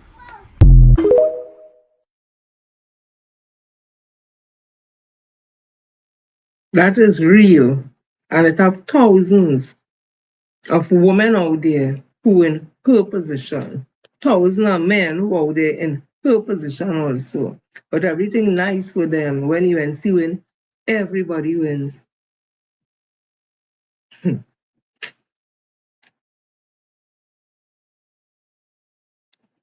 Listen to this woman, and if it have any obscene and telling you, I'm apologizing from now. I really can't remember. Really can't. I make a video in a long while. But this shit had to stop. Right is right and wrong is wrong. Where all it was for the 9 years. What it was doing for the 9 years. All it give Mr. Rowley pressure for the 9 and something. Because she's a woman, she can't get pressure. Woman could take pressure, but anyway, she can't get pressure. Pure evil always seen on the lady face, and she can't get pressure. Listen to me. Mr. Rowley tell all to ban all the belly. It was a problem. Women choose all them men wisely. It was a problem. But I can't be seeing all it talking shit over and over and bashing the same man who saved all it for 9 years. I don't care what they say. I don't know why he had a heart. I find he should have been the worst because to all it, he's the worst. I find he should have done nothing for all it. And then all I say he do something because he did. And all they say he did nothing. Hey, all they ungrateful, all they the wicked. Since this woman come in, this woman do shit. Melissa, be nice. All they do, this woman is pure evil. What she face, all you see evil. This is not the same person, no.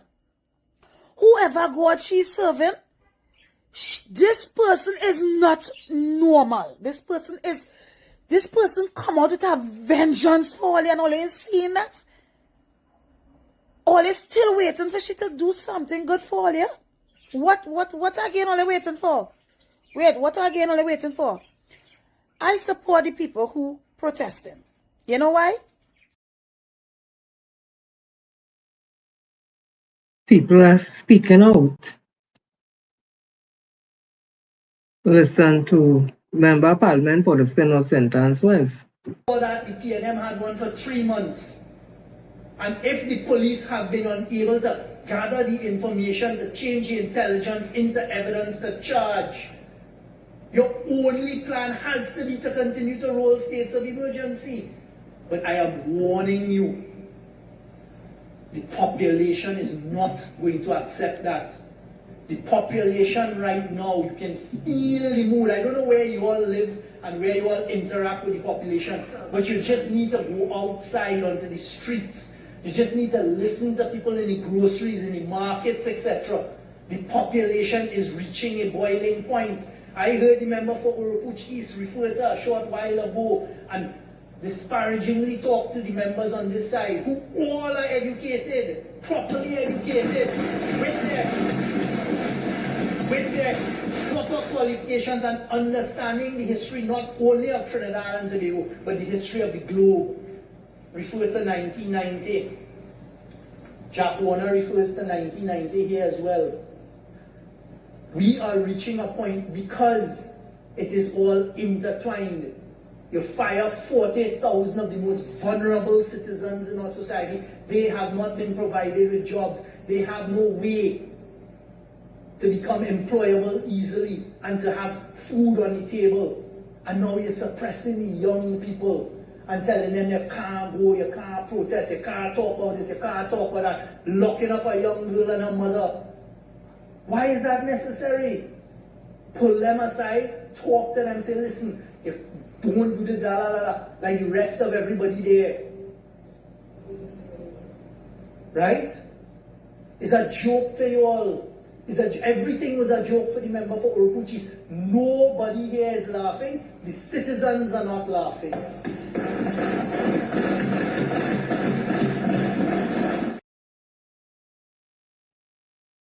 Here, a citizen, Joel De Souza. I'm so disappointed in the PM. I'm so disappointed the PM allowed this AG to take it to this level. Anthony Sabga is just one of the most down-to-earth persons I know. He has made so much contribution to the country. And I am so ashamed that the AG forgot his way. Let me remind those who have not seen him since 2009. He had to beg for work in the islands. He could not get a job. So after 15 years and a slow brain, as I have worked with him, he should feel ashamed of the nasty things he said about the PM when he was begging for work at a certain office. Anyhow, Anthony Sabga is the third. Anthony Sabga the third. Don't need them. All they will do, Iris, run our business to our islands. But trust me, the AG not playing with a full deck. He reminds me of Biden. You figure it out for probably yourself or the end, and I'm not sure. I hope when I read it, all they kind of understand what that's about, Papa. Listen to this because this thing real, no? Because a public state of emergency, as we have now seen being rolled by the government since they've come into office, suspends citizens' constitutional rights. It is not a suspension of the rights of criminals alone. It is every citizen's rights. And I will tell you once again, we've listened to the contributions by the government members before, and they are completely disconnected from reality. Whoever it is they're speaking to, the young people in Trinidad and Tobago who have the biggest stake in the future of this country are frustrated.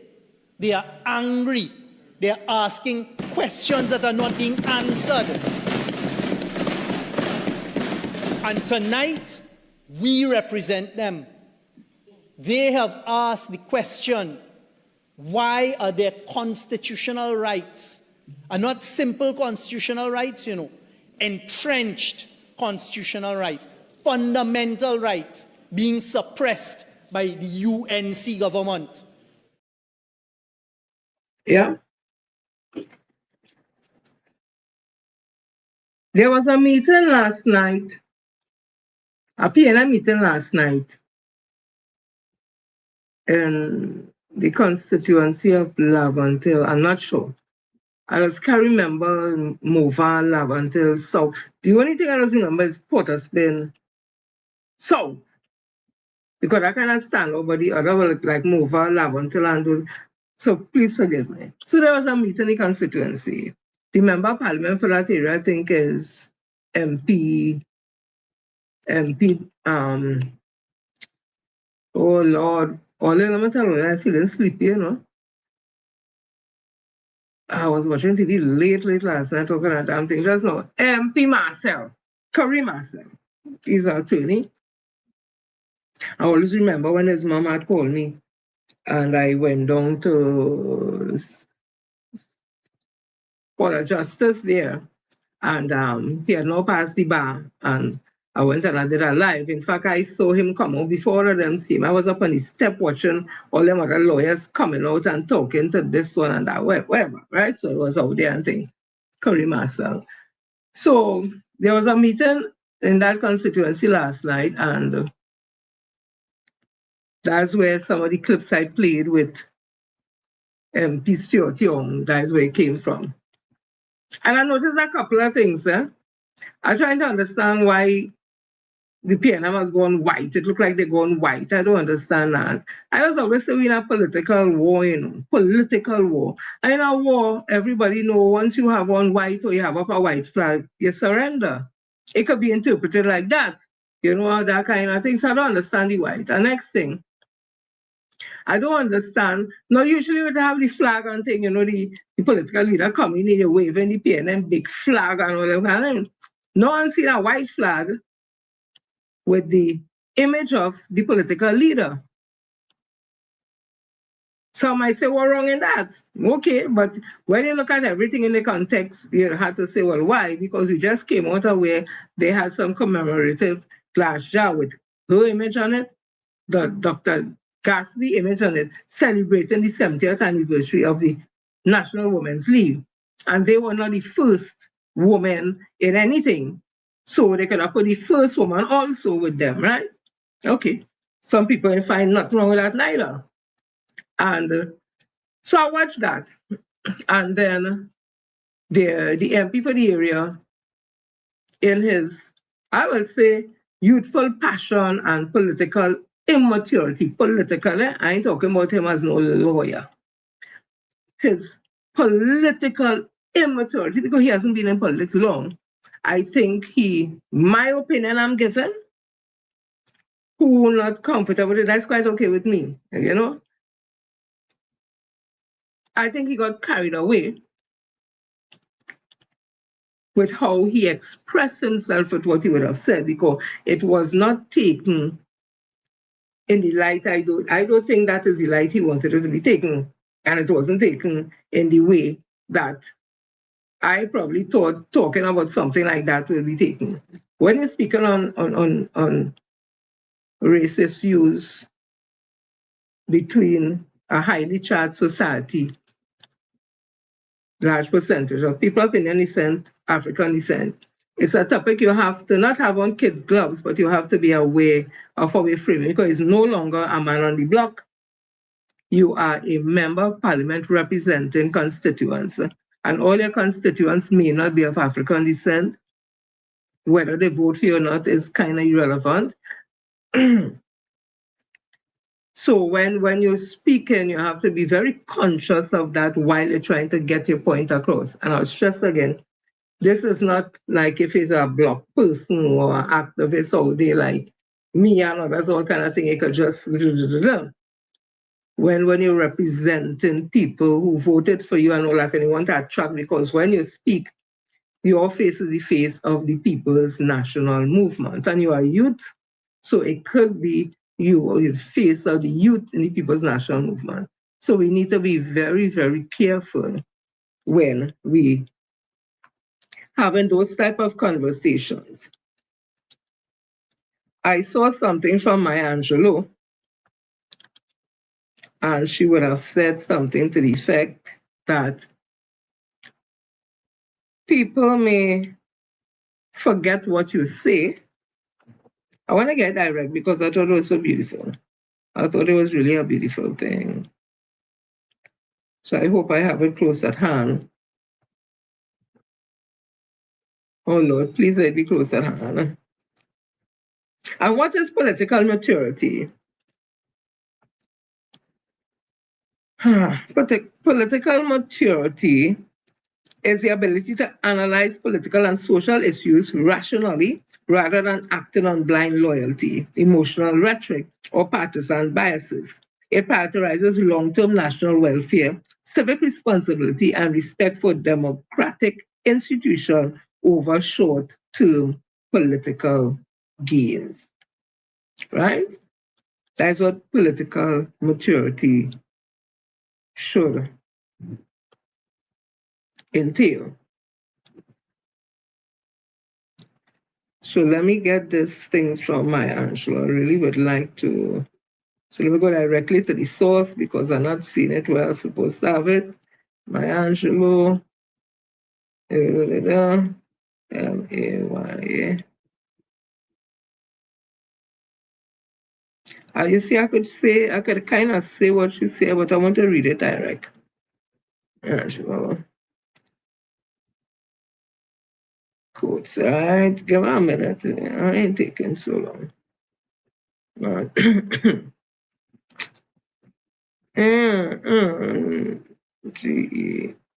GELOU.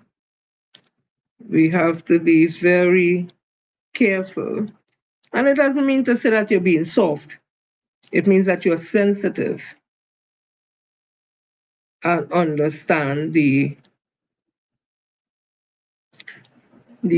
climate politically that you're in, right?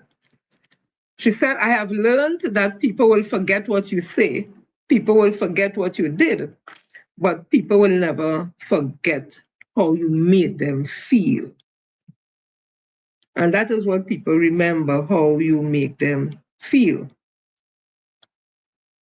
So I just want to read this here. It's from the Constitution of the People's National Movement. While it does not supersede the Constitution of Trinidad and Tobago, it regulates the political party that is the PNM. So Article 2, aims and objectives. The PNM is a political organization. The PNM as a political organization pledged to the maintenance of the rule of the law, founded upon democratic principles, basic human rights and dignity, and dedicated to the raising of the moral and material standards of the citizens of Trinidad and Tobago, and the promotion of their progress in all fields, political, economic, social, moral, and cultural. To this end, the PNM specifically pledged itself to give special emphasis to the following objectives. 1, the preservation of the national independence for the people of Trinidad and Tobago. 2, the promotion and maintenance of the democratic way of life in Trinidad and Tobago. 3, the development of an educated democracy participating actively in the conduct of public affairs by the promotion of political education and practical training. 4, the raising of the levels of economic productivity of the people by planned and rational development of the country's resources, both human and physical. 5, a higher standard of living for all, both moral and material. 6, the elimination of those conditions in the community which gives rise to juvenile delinquency and antisocial behavior. 7, the provision of social security for all. 8, the encouragement of proper industrial relation practices, effective democratic trade unionism. Let me see across here. 9, equality of opportunities for all and a career option. Let me read that again. 9, equality of opportunity for all and a career open to talent. Let me read it again. 9, equality of opportunity for all and a career open to talent. 10, the elimination of all forms of discrimination in public life. 10 again, the elimination of all forms of discrimination in public life. 11, the integration of the many racial and cultural strains which have contributed to the development of our cosmopolitan society. Let me read that again. 11, the integration of the many racial and cultural strains which have contributed to the development of our cosmopolitan society. Now, this is the PNM Constitution. It says our cosmopolitan society, the integration of the many racial and cultural strains which have contributed to the development of our cosmopolitan country or cosmopolitan society. 12, economic integration of and cultural collaboration amongst the various countries of the Caribbean in the interest of the political dignity, economic development, and social being of its people. 13, collaboration with the international community in the world, struggles for environmentally sustainable earth, the establishment of a just society, and the achievement of lasting peace. What intrigues me most is Article 9, equality of opportunity for all and a career open to talent. It doesn't say that you have to be in the PNM 50 years, 20 years, 10 years. It alludes to equality of opportunity for all and a career open to talent. Once you have got the talent, right? And then also the elimination of all forms of discrimination in public life. And this one, 11, so it's 9, 10, and 11, the integration of the many racial and cultural strains which have contributed to the development of our cosmopolitan society. So when they're out there speaking about PNM as a black party, the constitution of the peoples, unless they change the constitution and they didn't tell people.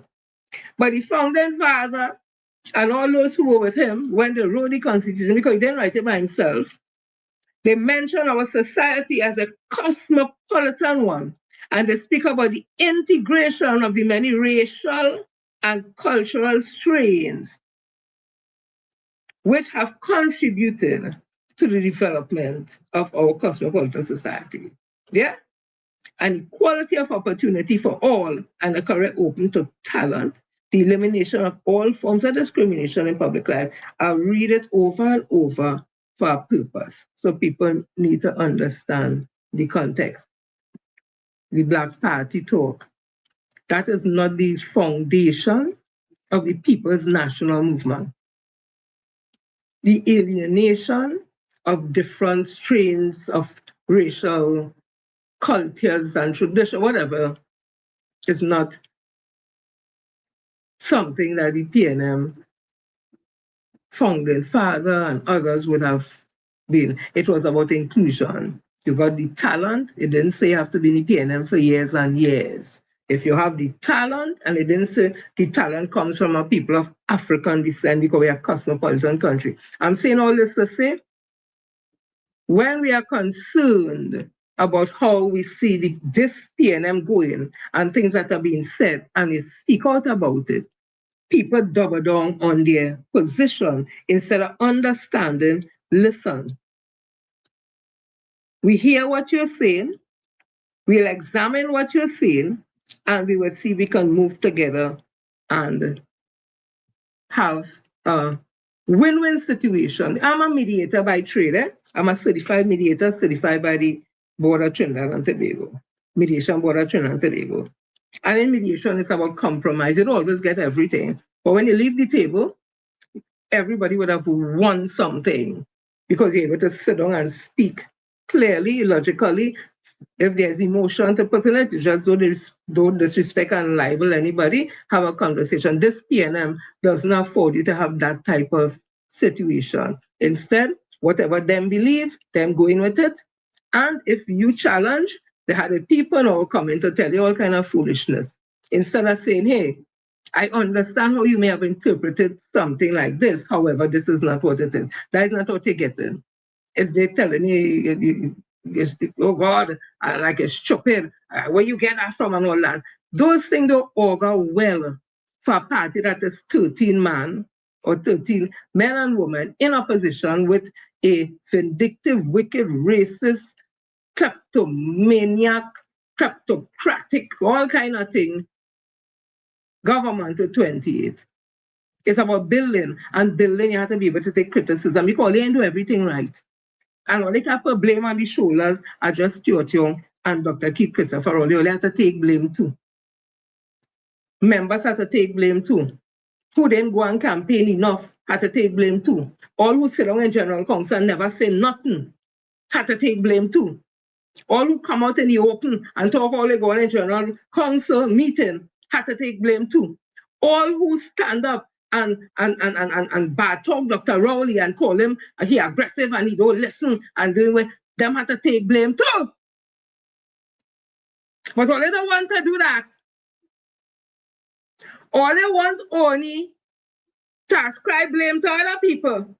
And then when people talk out, all they want to jump in them as the young people that say. This is 2026, you know. This is a modern era, you know. Them young people and them who out there talking and advocating and who out there protesting in their way is because they want change. They want change.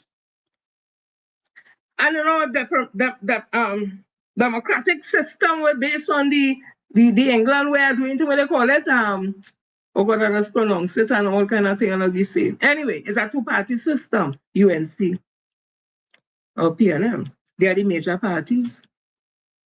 And if the PNM have all these principles that was set down by Dr. Eric Eustace Williams and the PNM, foundation that you could live off, foundation is all-inclusive, foundation education. And all is strain from that, from all the foundation. And people trying to tell all hey, they might say it in a nice way. But instead of listen, all you have so much ego. And all you have so much guilt. For whatever reason, or they don't want to hear nobody criticize. There's constructive criticism, you know. And when I say the political leader, as I say again, the reason why I will talk about the political leader because talking about the constitution of the PNM. Because the constitution of Trinidad and Tobago deals with an opposition leader, and I've continued to say she's politically weak. That is constructive criticism. I would like her to do better. But from all reports I get, I have been asking, people tell me, there's nothing else to get. She's not going to go nowhere else, and it's not her fault. That is just how it is. Some people got it, some people don't. You know, I had a commercial say, maybe it's Maybelline, meaning the girls are looking so pretty and beautiful and all that. And they say, it's basically like saying, they wonder if it's natural or maybe no, it's the makeup Maybelline that have them looking so, yeah. Nowhere else to go. And what they couldn't. The handlers could dress her, make up her, whatever. It is not going to change nothing. And if it does, it's going to be superficial because she will not be able to continue on that strip. There's just some people that's as far as they could go. It's like the elders, some elders with the cell phone. No matter what you tell them, all they can make on the cell phone is calls. And there are some, they mind, them conquer that. It has some, no matter what you tell them. When I first got phone and this kind of phone, you know what thrills it take me, but I say, Jennifer, I'm determined to learn how to use this thing. When I see people put an LOL like back in the LOM, I want to know what the hell them talking about. I see my daughter send message, she man I looking at it, son, wondering, wait, is she talking about? I call her, say, she say, yeah, what going on? I go put all the acronyms and things here, so you gonna know what it means. So I then know LOL is laugh out loud, LML laugh in my ass, so and all kind of thing, and I'm getting the thing. Because I understand I'm living in a space now where it's totally different than the 70s and 80s and the 90s. Technology is the thing, right? And if I want to be able to communicate successfully, especially as a mediator, you have to be up in the times of technology. So the point I'm making is this. The PNM seems not to be going nowhere fast, this PNM. And instead of people try to understand what other people are telling them, they're doubling down. And they're surrounding and protecting for the wrong reason. I don't know about all you, but we would like to see the PNM back in office. We would like to see the PNM come back. And this time, communication must be on point. Let people know what's happening and whatever other things that needs to be dealt with. That is what we want to see. I don't know about all you, right? But doubling down on things when you all would have said something or whatever that some people feel offended with, because at the end of the day, you don't represent one person, but the doubling down. Penny defends Marcel. It's all right to do so, I can't say no, but as the political leader opposition, as the opposition leader Trinidad and Tobago, they have to analyze what was said. Whether you like or you dislike or whatever, you are the leader. And nothing wrong in saying, hey, tone it down a little. I understand the passion, I understand, but tone it down a little. But instead, there's a doubling down. So when you double down now, for the people who had some issues in what was said, you're not going to say? Just what they're saying all over Facebook right now, whether it's UNC troll or whatever it is still people reading these things. Yeah? So all I'm just simply saying, stop being stiff-necked fools. As Bob Marley said, stop being stiff-necked, being a stiff-necked fool. Doubling down when you are wrong is a tender. I ain't say somebody wrong, I'm just talking about doubling down. Doubling down is when you are wrong. Doubling down when you are wrong is a tendency to become even more committed to a false stance or mistake, often despite overwhelming evidence. It is a psychological defense mechanism used to protect one's ego and resolve the mental discomfort of cognitive dissonance. Doubling down can be a high-risk gamble, while it occasionally pays off if the odds or situation align perfectly. Doing so in the face of contrary evidence often backfires. It tends to raise your exposure to risk entrenched in you in a losing position and damage your credibility. I wonder if PNM will get back to these days where there was a feeling of inclusivity, of inclusion. Right? I wonder if we will get back to that soon. All remember these days? UNC, Mr. President, with all due respect, they push themselves as the premier East Indian party of Trinidad and Tobago because that is where their base is. Mr. President, show me one bright young person. They were able, every time there's an independence, there's an absence of a senator, poor Uncle Tim. They had to call him back. They had to call him back to come and represent from retirement. They had to call him back from retirement. Mr. President, if today or tomorrow I am to leave this office for whatever the reason, trust me when I say to have 100 young, bright Indian people line up, waiting to come and defend the PNM. Senator Smith, I'm glad, boy. I'm glad that you're here. They give you a little blight. Senator Rambajan, I was actually very impressed with her. But you see, people just come to pusul to we too about what happens in the UNC. And I heard the poor senator couldn't last one because she was brighter than 3/4 of all of them on the bench. So that is why they sacked she one time. I don't know. That's the pusul I get in my ears. So, Mr. President, and that is to remind you, because as I said, in the political season, and I want the young people of Trinidad and Tobago, I want you to know that the PNM is a place and a space that every single one of us, once you have talent and a true dedication to serve this country, to Trinidad and Tobago, you have a place. And as we talk about Tobago, Mr. President, the other side they can't step in the shoes or the shadow of the Honorable Senator Dennis. You understand? And in this parliament, in the People's National Movement, there is also a place and a space for them bright boys, good-looking boys, them from Tobago, Senator Hislop as well. That is equality. I sat here for the last 3 days and I felt so proud, prouder than ever to be a member of the People's National Movement. When I look down this row and I see the kind and quality of gentlemen that I could feel safe, I could feel respected, I know they're not going to cross no line. That is the kind of government I want to associate myself with. Yeah? That's how you handle the scene. Remember these days? Brothers and sisters of Bourne's Road, there's an African proverb that I believe in. It says, if I stand tall, it is because I stand on the backs of those who went before me. Tonight, my 13 sister candidates stand tall because we stand on the shoulders of those who came before us. People's National Movement ladies have been blazing the trail of leadership in national development and politics from the very inception of this great party. You see, when Dr. Eric Williams created the People's National Movement, he built it sturdy, he built it strong, he built it to last. But as big and as strong as it was, he knew that he would run the risk of losing relevance and power if the women of the party were not made to play a critical role in this great development.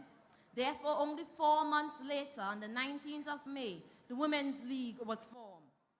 And since then, we, the women, have been the chief cooks and bottle washers of this party. If you've been around the People's National Movement long enough, you know the women run the engine room of the PNM. The absence of women on the forefront of the PNM means a spineless PNM, a toothless PNM, a powerless PNM. From administrative duties to public relations, the women run the engine room of the PNM. From canvassing to street mining, the women run the engine room of the PNM. From THA secretaries to members of parliament, the women run the engine room of the PNM. We are the voice. We influence the votes. We secure the victory for this great party. The women of the PNM are the backbone. Further, we are the life of our communities. We stay abreast of the issues. We keep our leaders grounded. Some say after God it's the police. In our communities, there is a culture that says after God it's the women of the PNM. The People's National Movement has always gone the extra mile to recognize and promote our youth and our women. Look at my sister candidates, brothers and sisters, women of compassion, women of conviction, women of courage, and women of class. We in the PNM embrace the fact that women bring a special set of innate qualities to the party, to their community, to the parliament, to cabinet, to government. Women in leadership bring sound judgment. Women in leadership bring fiscal prudence, decency, order, compassion, and intelligence. Further, women are expected to create the environment to protect our children. Women are expected to preserve good morals, ethics, principles, and traditions in our independent institutions. Women promote order and ensure the rule of law. Women lead by example. Women are expected to raise up a standard. Women are expected to keep the peace and to make the difficult decisions. Good communities deserve good representation. Right-thinking citizens deserve dignity and decency. A great country deserves a great party. Brothers and sisters, what better party at this time to lead us than the People's National Movement? If this country ever needed an organized, experienced, disciplined party, that time is now. If this country ever needed a leader of integrity, that time is now. If this country ever needed the People's National Movement, that time is now. If this country ever needed Dr. Keith Christopher Rowley, that time is now.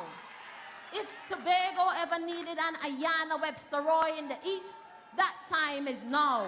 If Tobago ever needed a Shamfa Ashaki Kojo in the west, that time is now. It is interesting that in Tobago I hear opponents talking about they're too young to go to parliament.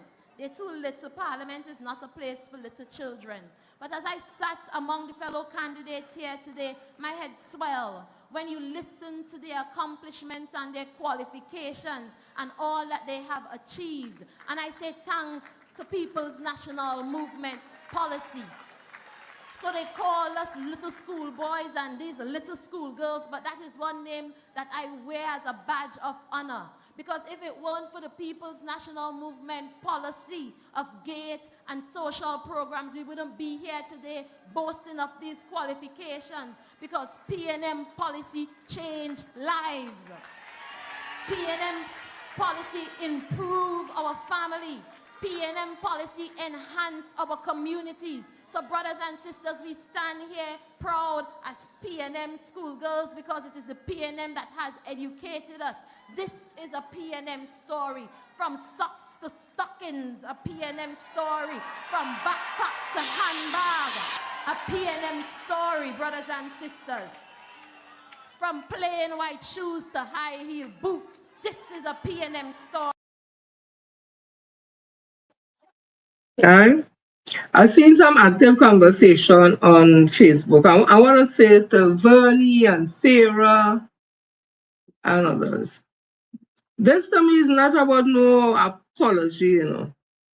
This is that we must know how to carry those type of conversation and still have that impact. Because remember right now, whether we like it or not, and some people say PNM always have to apologize and things on. Is the PNM put itself in a position? Because when Dr. Rowley had come up with the thing with Mr. Manning to wrong on the Nelsons and them to remove people from their bill over the place and they come back wherever it is. Pressure mountain outside Mr. Manning apologized and everything. So the PNM put themselves in a position for always apologizing. If you're standing on a solid ground, there's no need to apologize. You let the person know, hey, this is what I meant when it's okay. If you didn't understand that, well, so it's not to just simply apologize. If you stand on a firm foundation in what you say, okay. But you also have to be cognizant of the fact where the PNM is right now. And if the PNM put itself in a position to always apologizing and whatever the case may be, what do they think people will think, you know? So me I say nobody should go and apologize. I ain't saying they shouldn't apologize. That is not my point. The point I raise is that political maturity is needed. Me I talking about the UNC, I talking about PNM right now. Because UNC can run this country. They never have been able to. So telling and talking to them about maturity, that ain't working. So you have to deal with the people or the party that has more a logical way of thinking and have the best interests of the country and its citizens at heart. Where it is where it's country before party. So that is what I'm speaking for. I'm not afraid to raise any topic. So anybody going from here tonight feeling, I want this one to apologize, and I have not said that. Understand, because again, everything is up to interpretation and perception and implicit bias, right? So some people might say, I saying who should apologize, and that is not what I'm saying. I speak about political maturity. I spoke on the PNM Constitution. I speak about doubling down and put all that in the context and then make whatever decision coming from that. But you clearly cannot just say this, say that, say whatever you want to say, especially in these times now, where PNM is out of office, down 13, and want to bring back in the 100,000 who didn't vote, and bring in new additional people, and it will be young people. So we have to be wise in how we operate. We have to understand the art of war when we do what you have to do. It doesn't mean to say you're weak. Me nobody opposition leader, political leader now. That's a different story. I don't talk about that. I'm talking about strategies. You're going forward in strategies. You have to understand how these things are done. I continue to say, no matter what they do with the opposition leader of Trinidad and Tobago, unfortunately, it's not going to get any better. And it's not that I wishing she fail. It is what it is.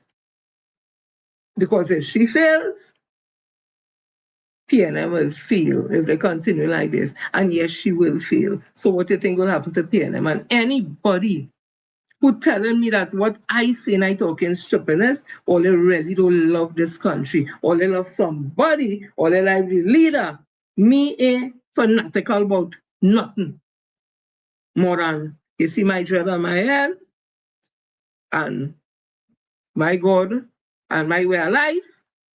I fanatical about that. Me ain't fanatical about people. See your abilities, I ain't say I always 100% when we come here perfect, I can be 100% nothing. But you just know. You just know, you just feel it, you just know. And who want to ignore what they knowing and feeling because they're afraid they go offend and they go get something. It's better we get something done right and we deal with the pain and the hurt and treat with it once and for all, and then we move on. Move on to progress, because this 70-year-old party have a constitution, a foundation that if it is followed, nobody can beat the PNM. But we have to be honest about it. We have to be truthful to ourselves. And we have to understand when you can't do it, say you can't do it. And if you're getting help and you still can't do it, the people who are giving you help should be able to recognize, don't matter what it can't do. But you see this continuation, or just doubling down. If all in field 2030, Kamla Prasad Bissessa go be, I think, late 70s, almost 80s. The opposition leader will be late 60s, and she's still talking about Kamla Prasad Bissessa as our opponent for 2030. What kind of mad thing is that?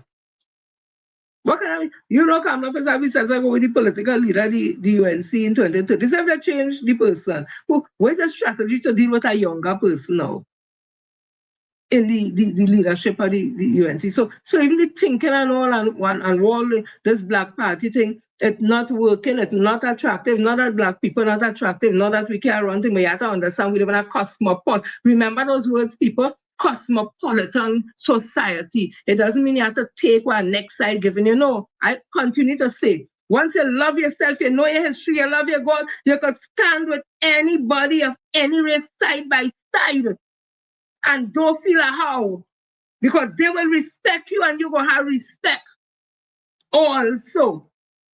But anytime you don't love yourself, you don't love the skin you're in, you don't love your culture, you don't love whatever, anybody could throw you off your game. And as they say something, you answer back quick and all them kind of thing. We have to get over that. What's so hard in that? Love yourself.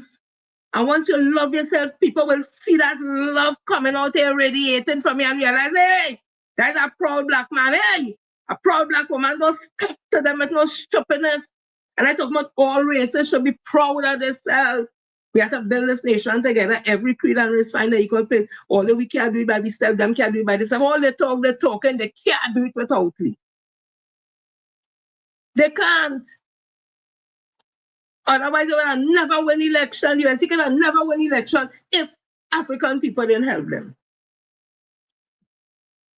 So if you want to modernize up to the times of technology and everything, there are things have to be done, and people will make the hard decision and stop being afraid of criticism. Vexing with me, not going to change anything. I am not no big party, no PNM. I don't even want to be no big party, no PNM. I like the position I have on the outside. I could talk, say what I want to ever. May have nobody to come and tell me, don't say this, so this. I'm not in that kind of foolishness. I ain't pandering to nobody. I ain't pep talking nobody. Me ain't giving people flowers just so because it's flowers just to give a. I'm not in them kind of pacifying kind of thing and mediocrity kind of thing. You're a leader, we expect a certain standard. Me ain't no leader. So don't expect nothing from me. Because me a leader, nobody, nothing. I don't force nobody to go the way I thinking and to support what I supported. I never come here and tell nobody you have to support A, B, C, D, F, G. I just say who I supported. Let me get real now. Let me get this thing real. And it's not about apology for me. That's not what I talk about. So they don't go away from here and bowling. They always want them to apologize, and when them just say them have to work out how they're treating and dealing with that. It's not me who had the PNM with. People that say they have to apologize. I didn't do them thing. I just speaking in terms of if you do X, Y, Z, and there's complaint coming from the camp, whatever it is, there's a way to treat and deal with that. And treating and dealing with that doesn't mean to say that your position was totally wrong or anything. It could be simply how you frame everything. Again, Maya Angelou say, people go forget what you say, people forget what you do, but they will never forget how you make them feel. And people are, human beings are emotional people. They vote on emotion. A slight thing. They didn't get a jersey. I was telling Sandri Buru that when he said that I ain't no politics, something to the effect, like me politically hip or whatever, I tell him emotions is real. A man mightn't vote for because he didn't get him a jersey. It's not because they're so hungry for a jersey, but it's just to be a part of something and you ain't get them that too. But they say, or MP passing them straight. Not that the MP see them and pass them straight. The MP will see you never see them. But the window up and that day them in a kind of zone where the car pass them. Well, watch. Look how he passed the window thing up. And they say, see me, I ain't gonna vote. Them simple thing people might find as stupid as that, but them thing is real. So when you say things and people feel a certain way, and you don't try to correct the way that they make the person feel or the people feel, let us remember. So what I'm saying, like good sense people, I never say for nobody want to apologize for this one. That I ain't talking that. Look at the whole picture what I'm saying and see how best or like a treat with this and those things won't happen again. But I fully understand the concept, but not that way. Because the PNM is an all-inclusive party. The PNM speak about talent from any race, basically. That's what it's saying there, outside talent. It speaks about inclusion. So let me be real. This is Trinidad and Tobago, a cosmopolitan country. And the UNC has no standard and no morals. So stop trying to match them. You can't match the UNC. The UNC have no morals, no ethics. They don't have those things. Those things are foreign to them. Don't try to match them. You have to find another way to treat and deal with them, but don't ever try to match. It's like when you fight them with a pig, all you're going to get is dirty like the pig. I just an analogy. You can't win that. You can't go in a pigsty and win that fight. You can't. So now we understand the thing. And when we leave from here from watching this, or they don't make this and make it. Because I know how people is, I know all is. Go and think and make it a scene. And I say so. And I say what I said, and I could stand in front of anybody and say that with respect again. That's how I just roll. I didn't mean to disrespect nobody. I just talking it as it is, as a citizen. And there are several people who think the same way I think also. And I don't talk because I want to talk. I just talk because I have something to say. And the day I don't have anything to say, I don't say nothing. So people, I love you all. Enjoy your weekend. Be safe. Love everybody. Sarah.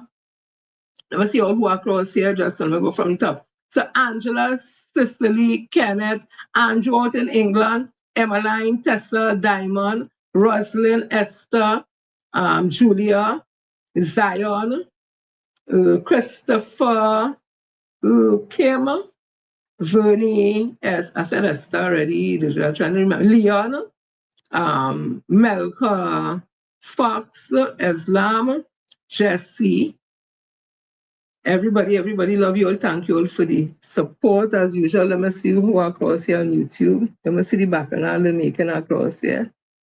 What's going on? I'm trying to get the comments. I can't get it. Oh Lord. All I touching the screen of the I touching the screen of the thing like if it's my phone. Hey, it happens. It happens. So Jones, Slimy Show, she is control. I don't know what Slimy talking about. Some bacchanal, of course. Well, I said Julia already. Slimy, he is pulling on his leash. I think he getting weekly call. Slimy, who you talking about? That all them conversation like you having by yourselves. Everybody, only Slimy. Slimy, you made them 200 and something comments? Come now. Attila, Alicia, who again, boy? Jocelyn, Small Bite, Claire,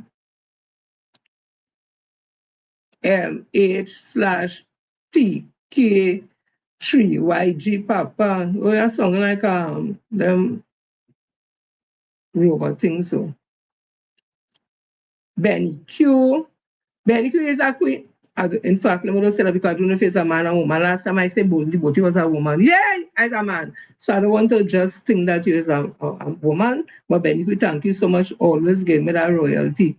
You royal too. So if you're a woman, you're a queen too. If you're a man, you're a king, right? Claire, everybody love you all. Be safe out there. Enjoy the weekend. People, we keep an eye to see whether they have an independence or not.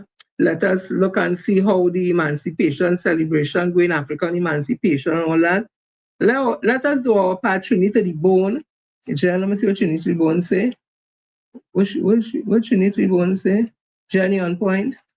Thank you so much. I don't know which part of it on point, right? But at the end of the day, you always have people who vex at you, right?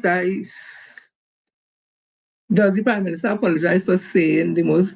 No, and that's why I'm saying Vonnie, that we're calling him. I'm not talking about the Prime Minister, you know.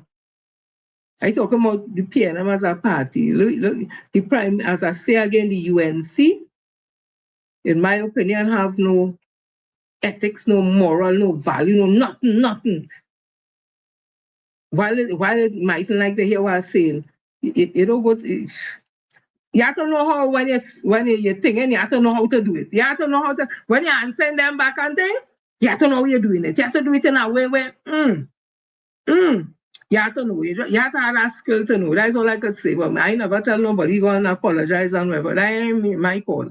I just making a statement or something. People, I love you all. See you all on Tuesday. Go spend a comment something for something new. This is Girl Jen, Sister Jenny, Auntie Jenny. And if you want to get formal, Miss Jennifer Cedric, another edition, let me talk the thing. Thank you all so much for the support, Director. Thank you. Everybody, thank you. And remember, when they're going back and say, I say, carry back this correct information because me don't talk with water in my mouth. When I say here now, I can say it again. I mean, no kind of contention to nobody. I just talking as straight as I could carry it, right? God love all you.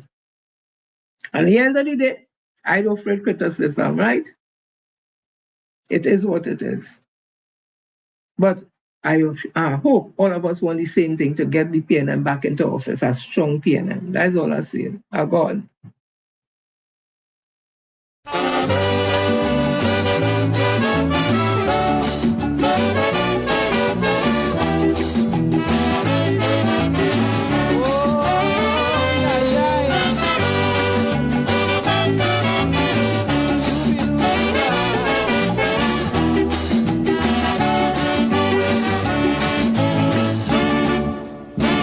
'Trinidad is my land, and of it I am proud and glad.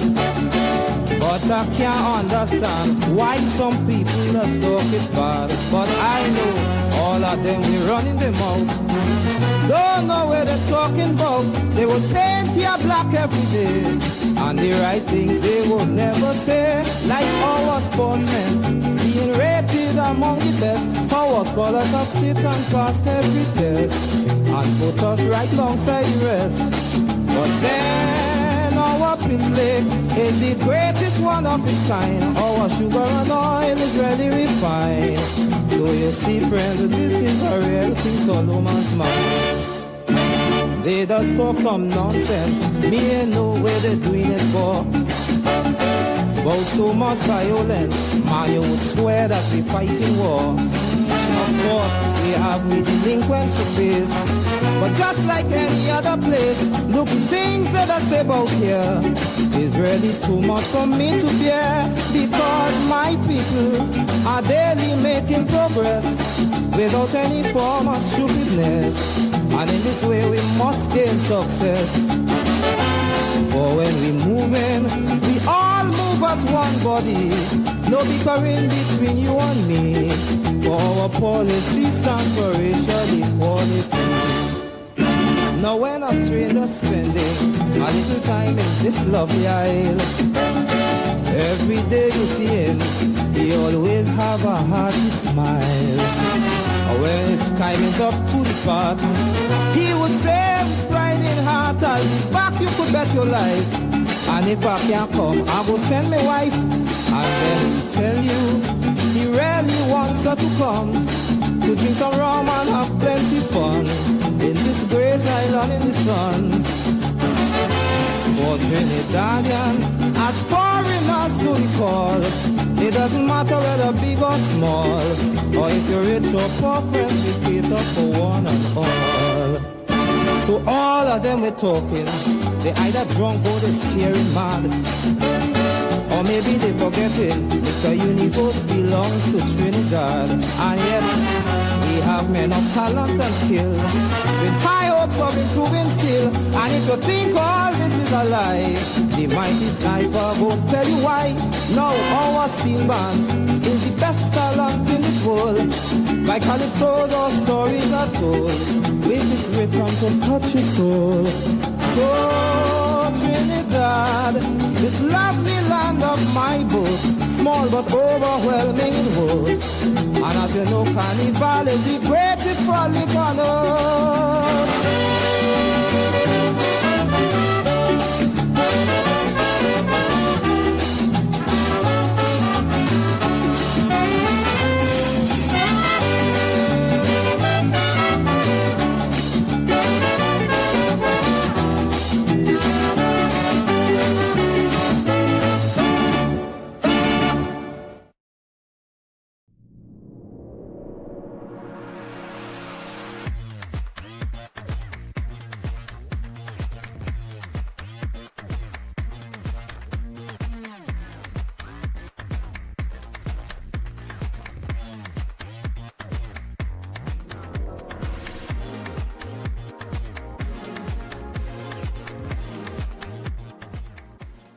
Yeah.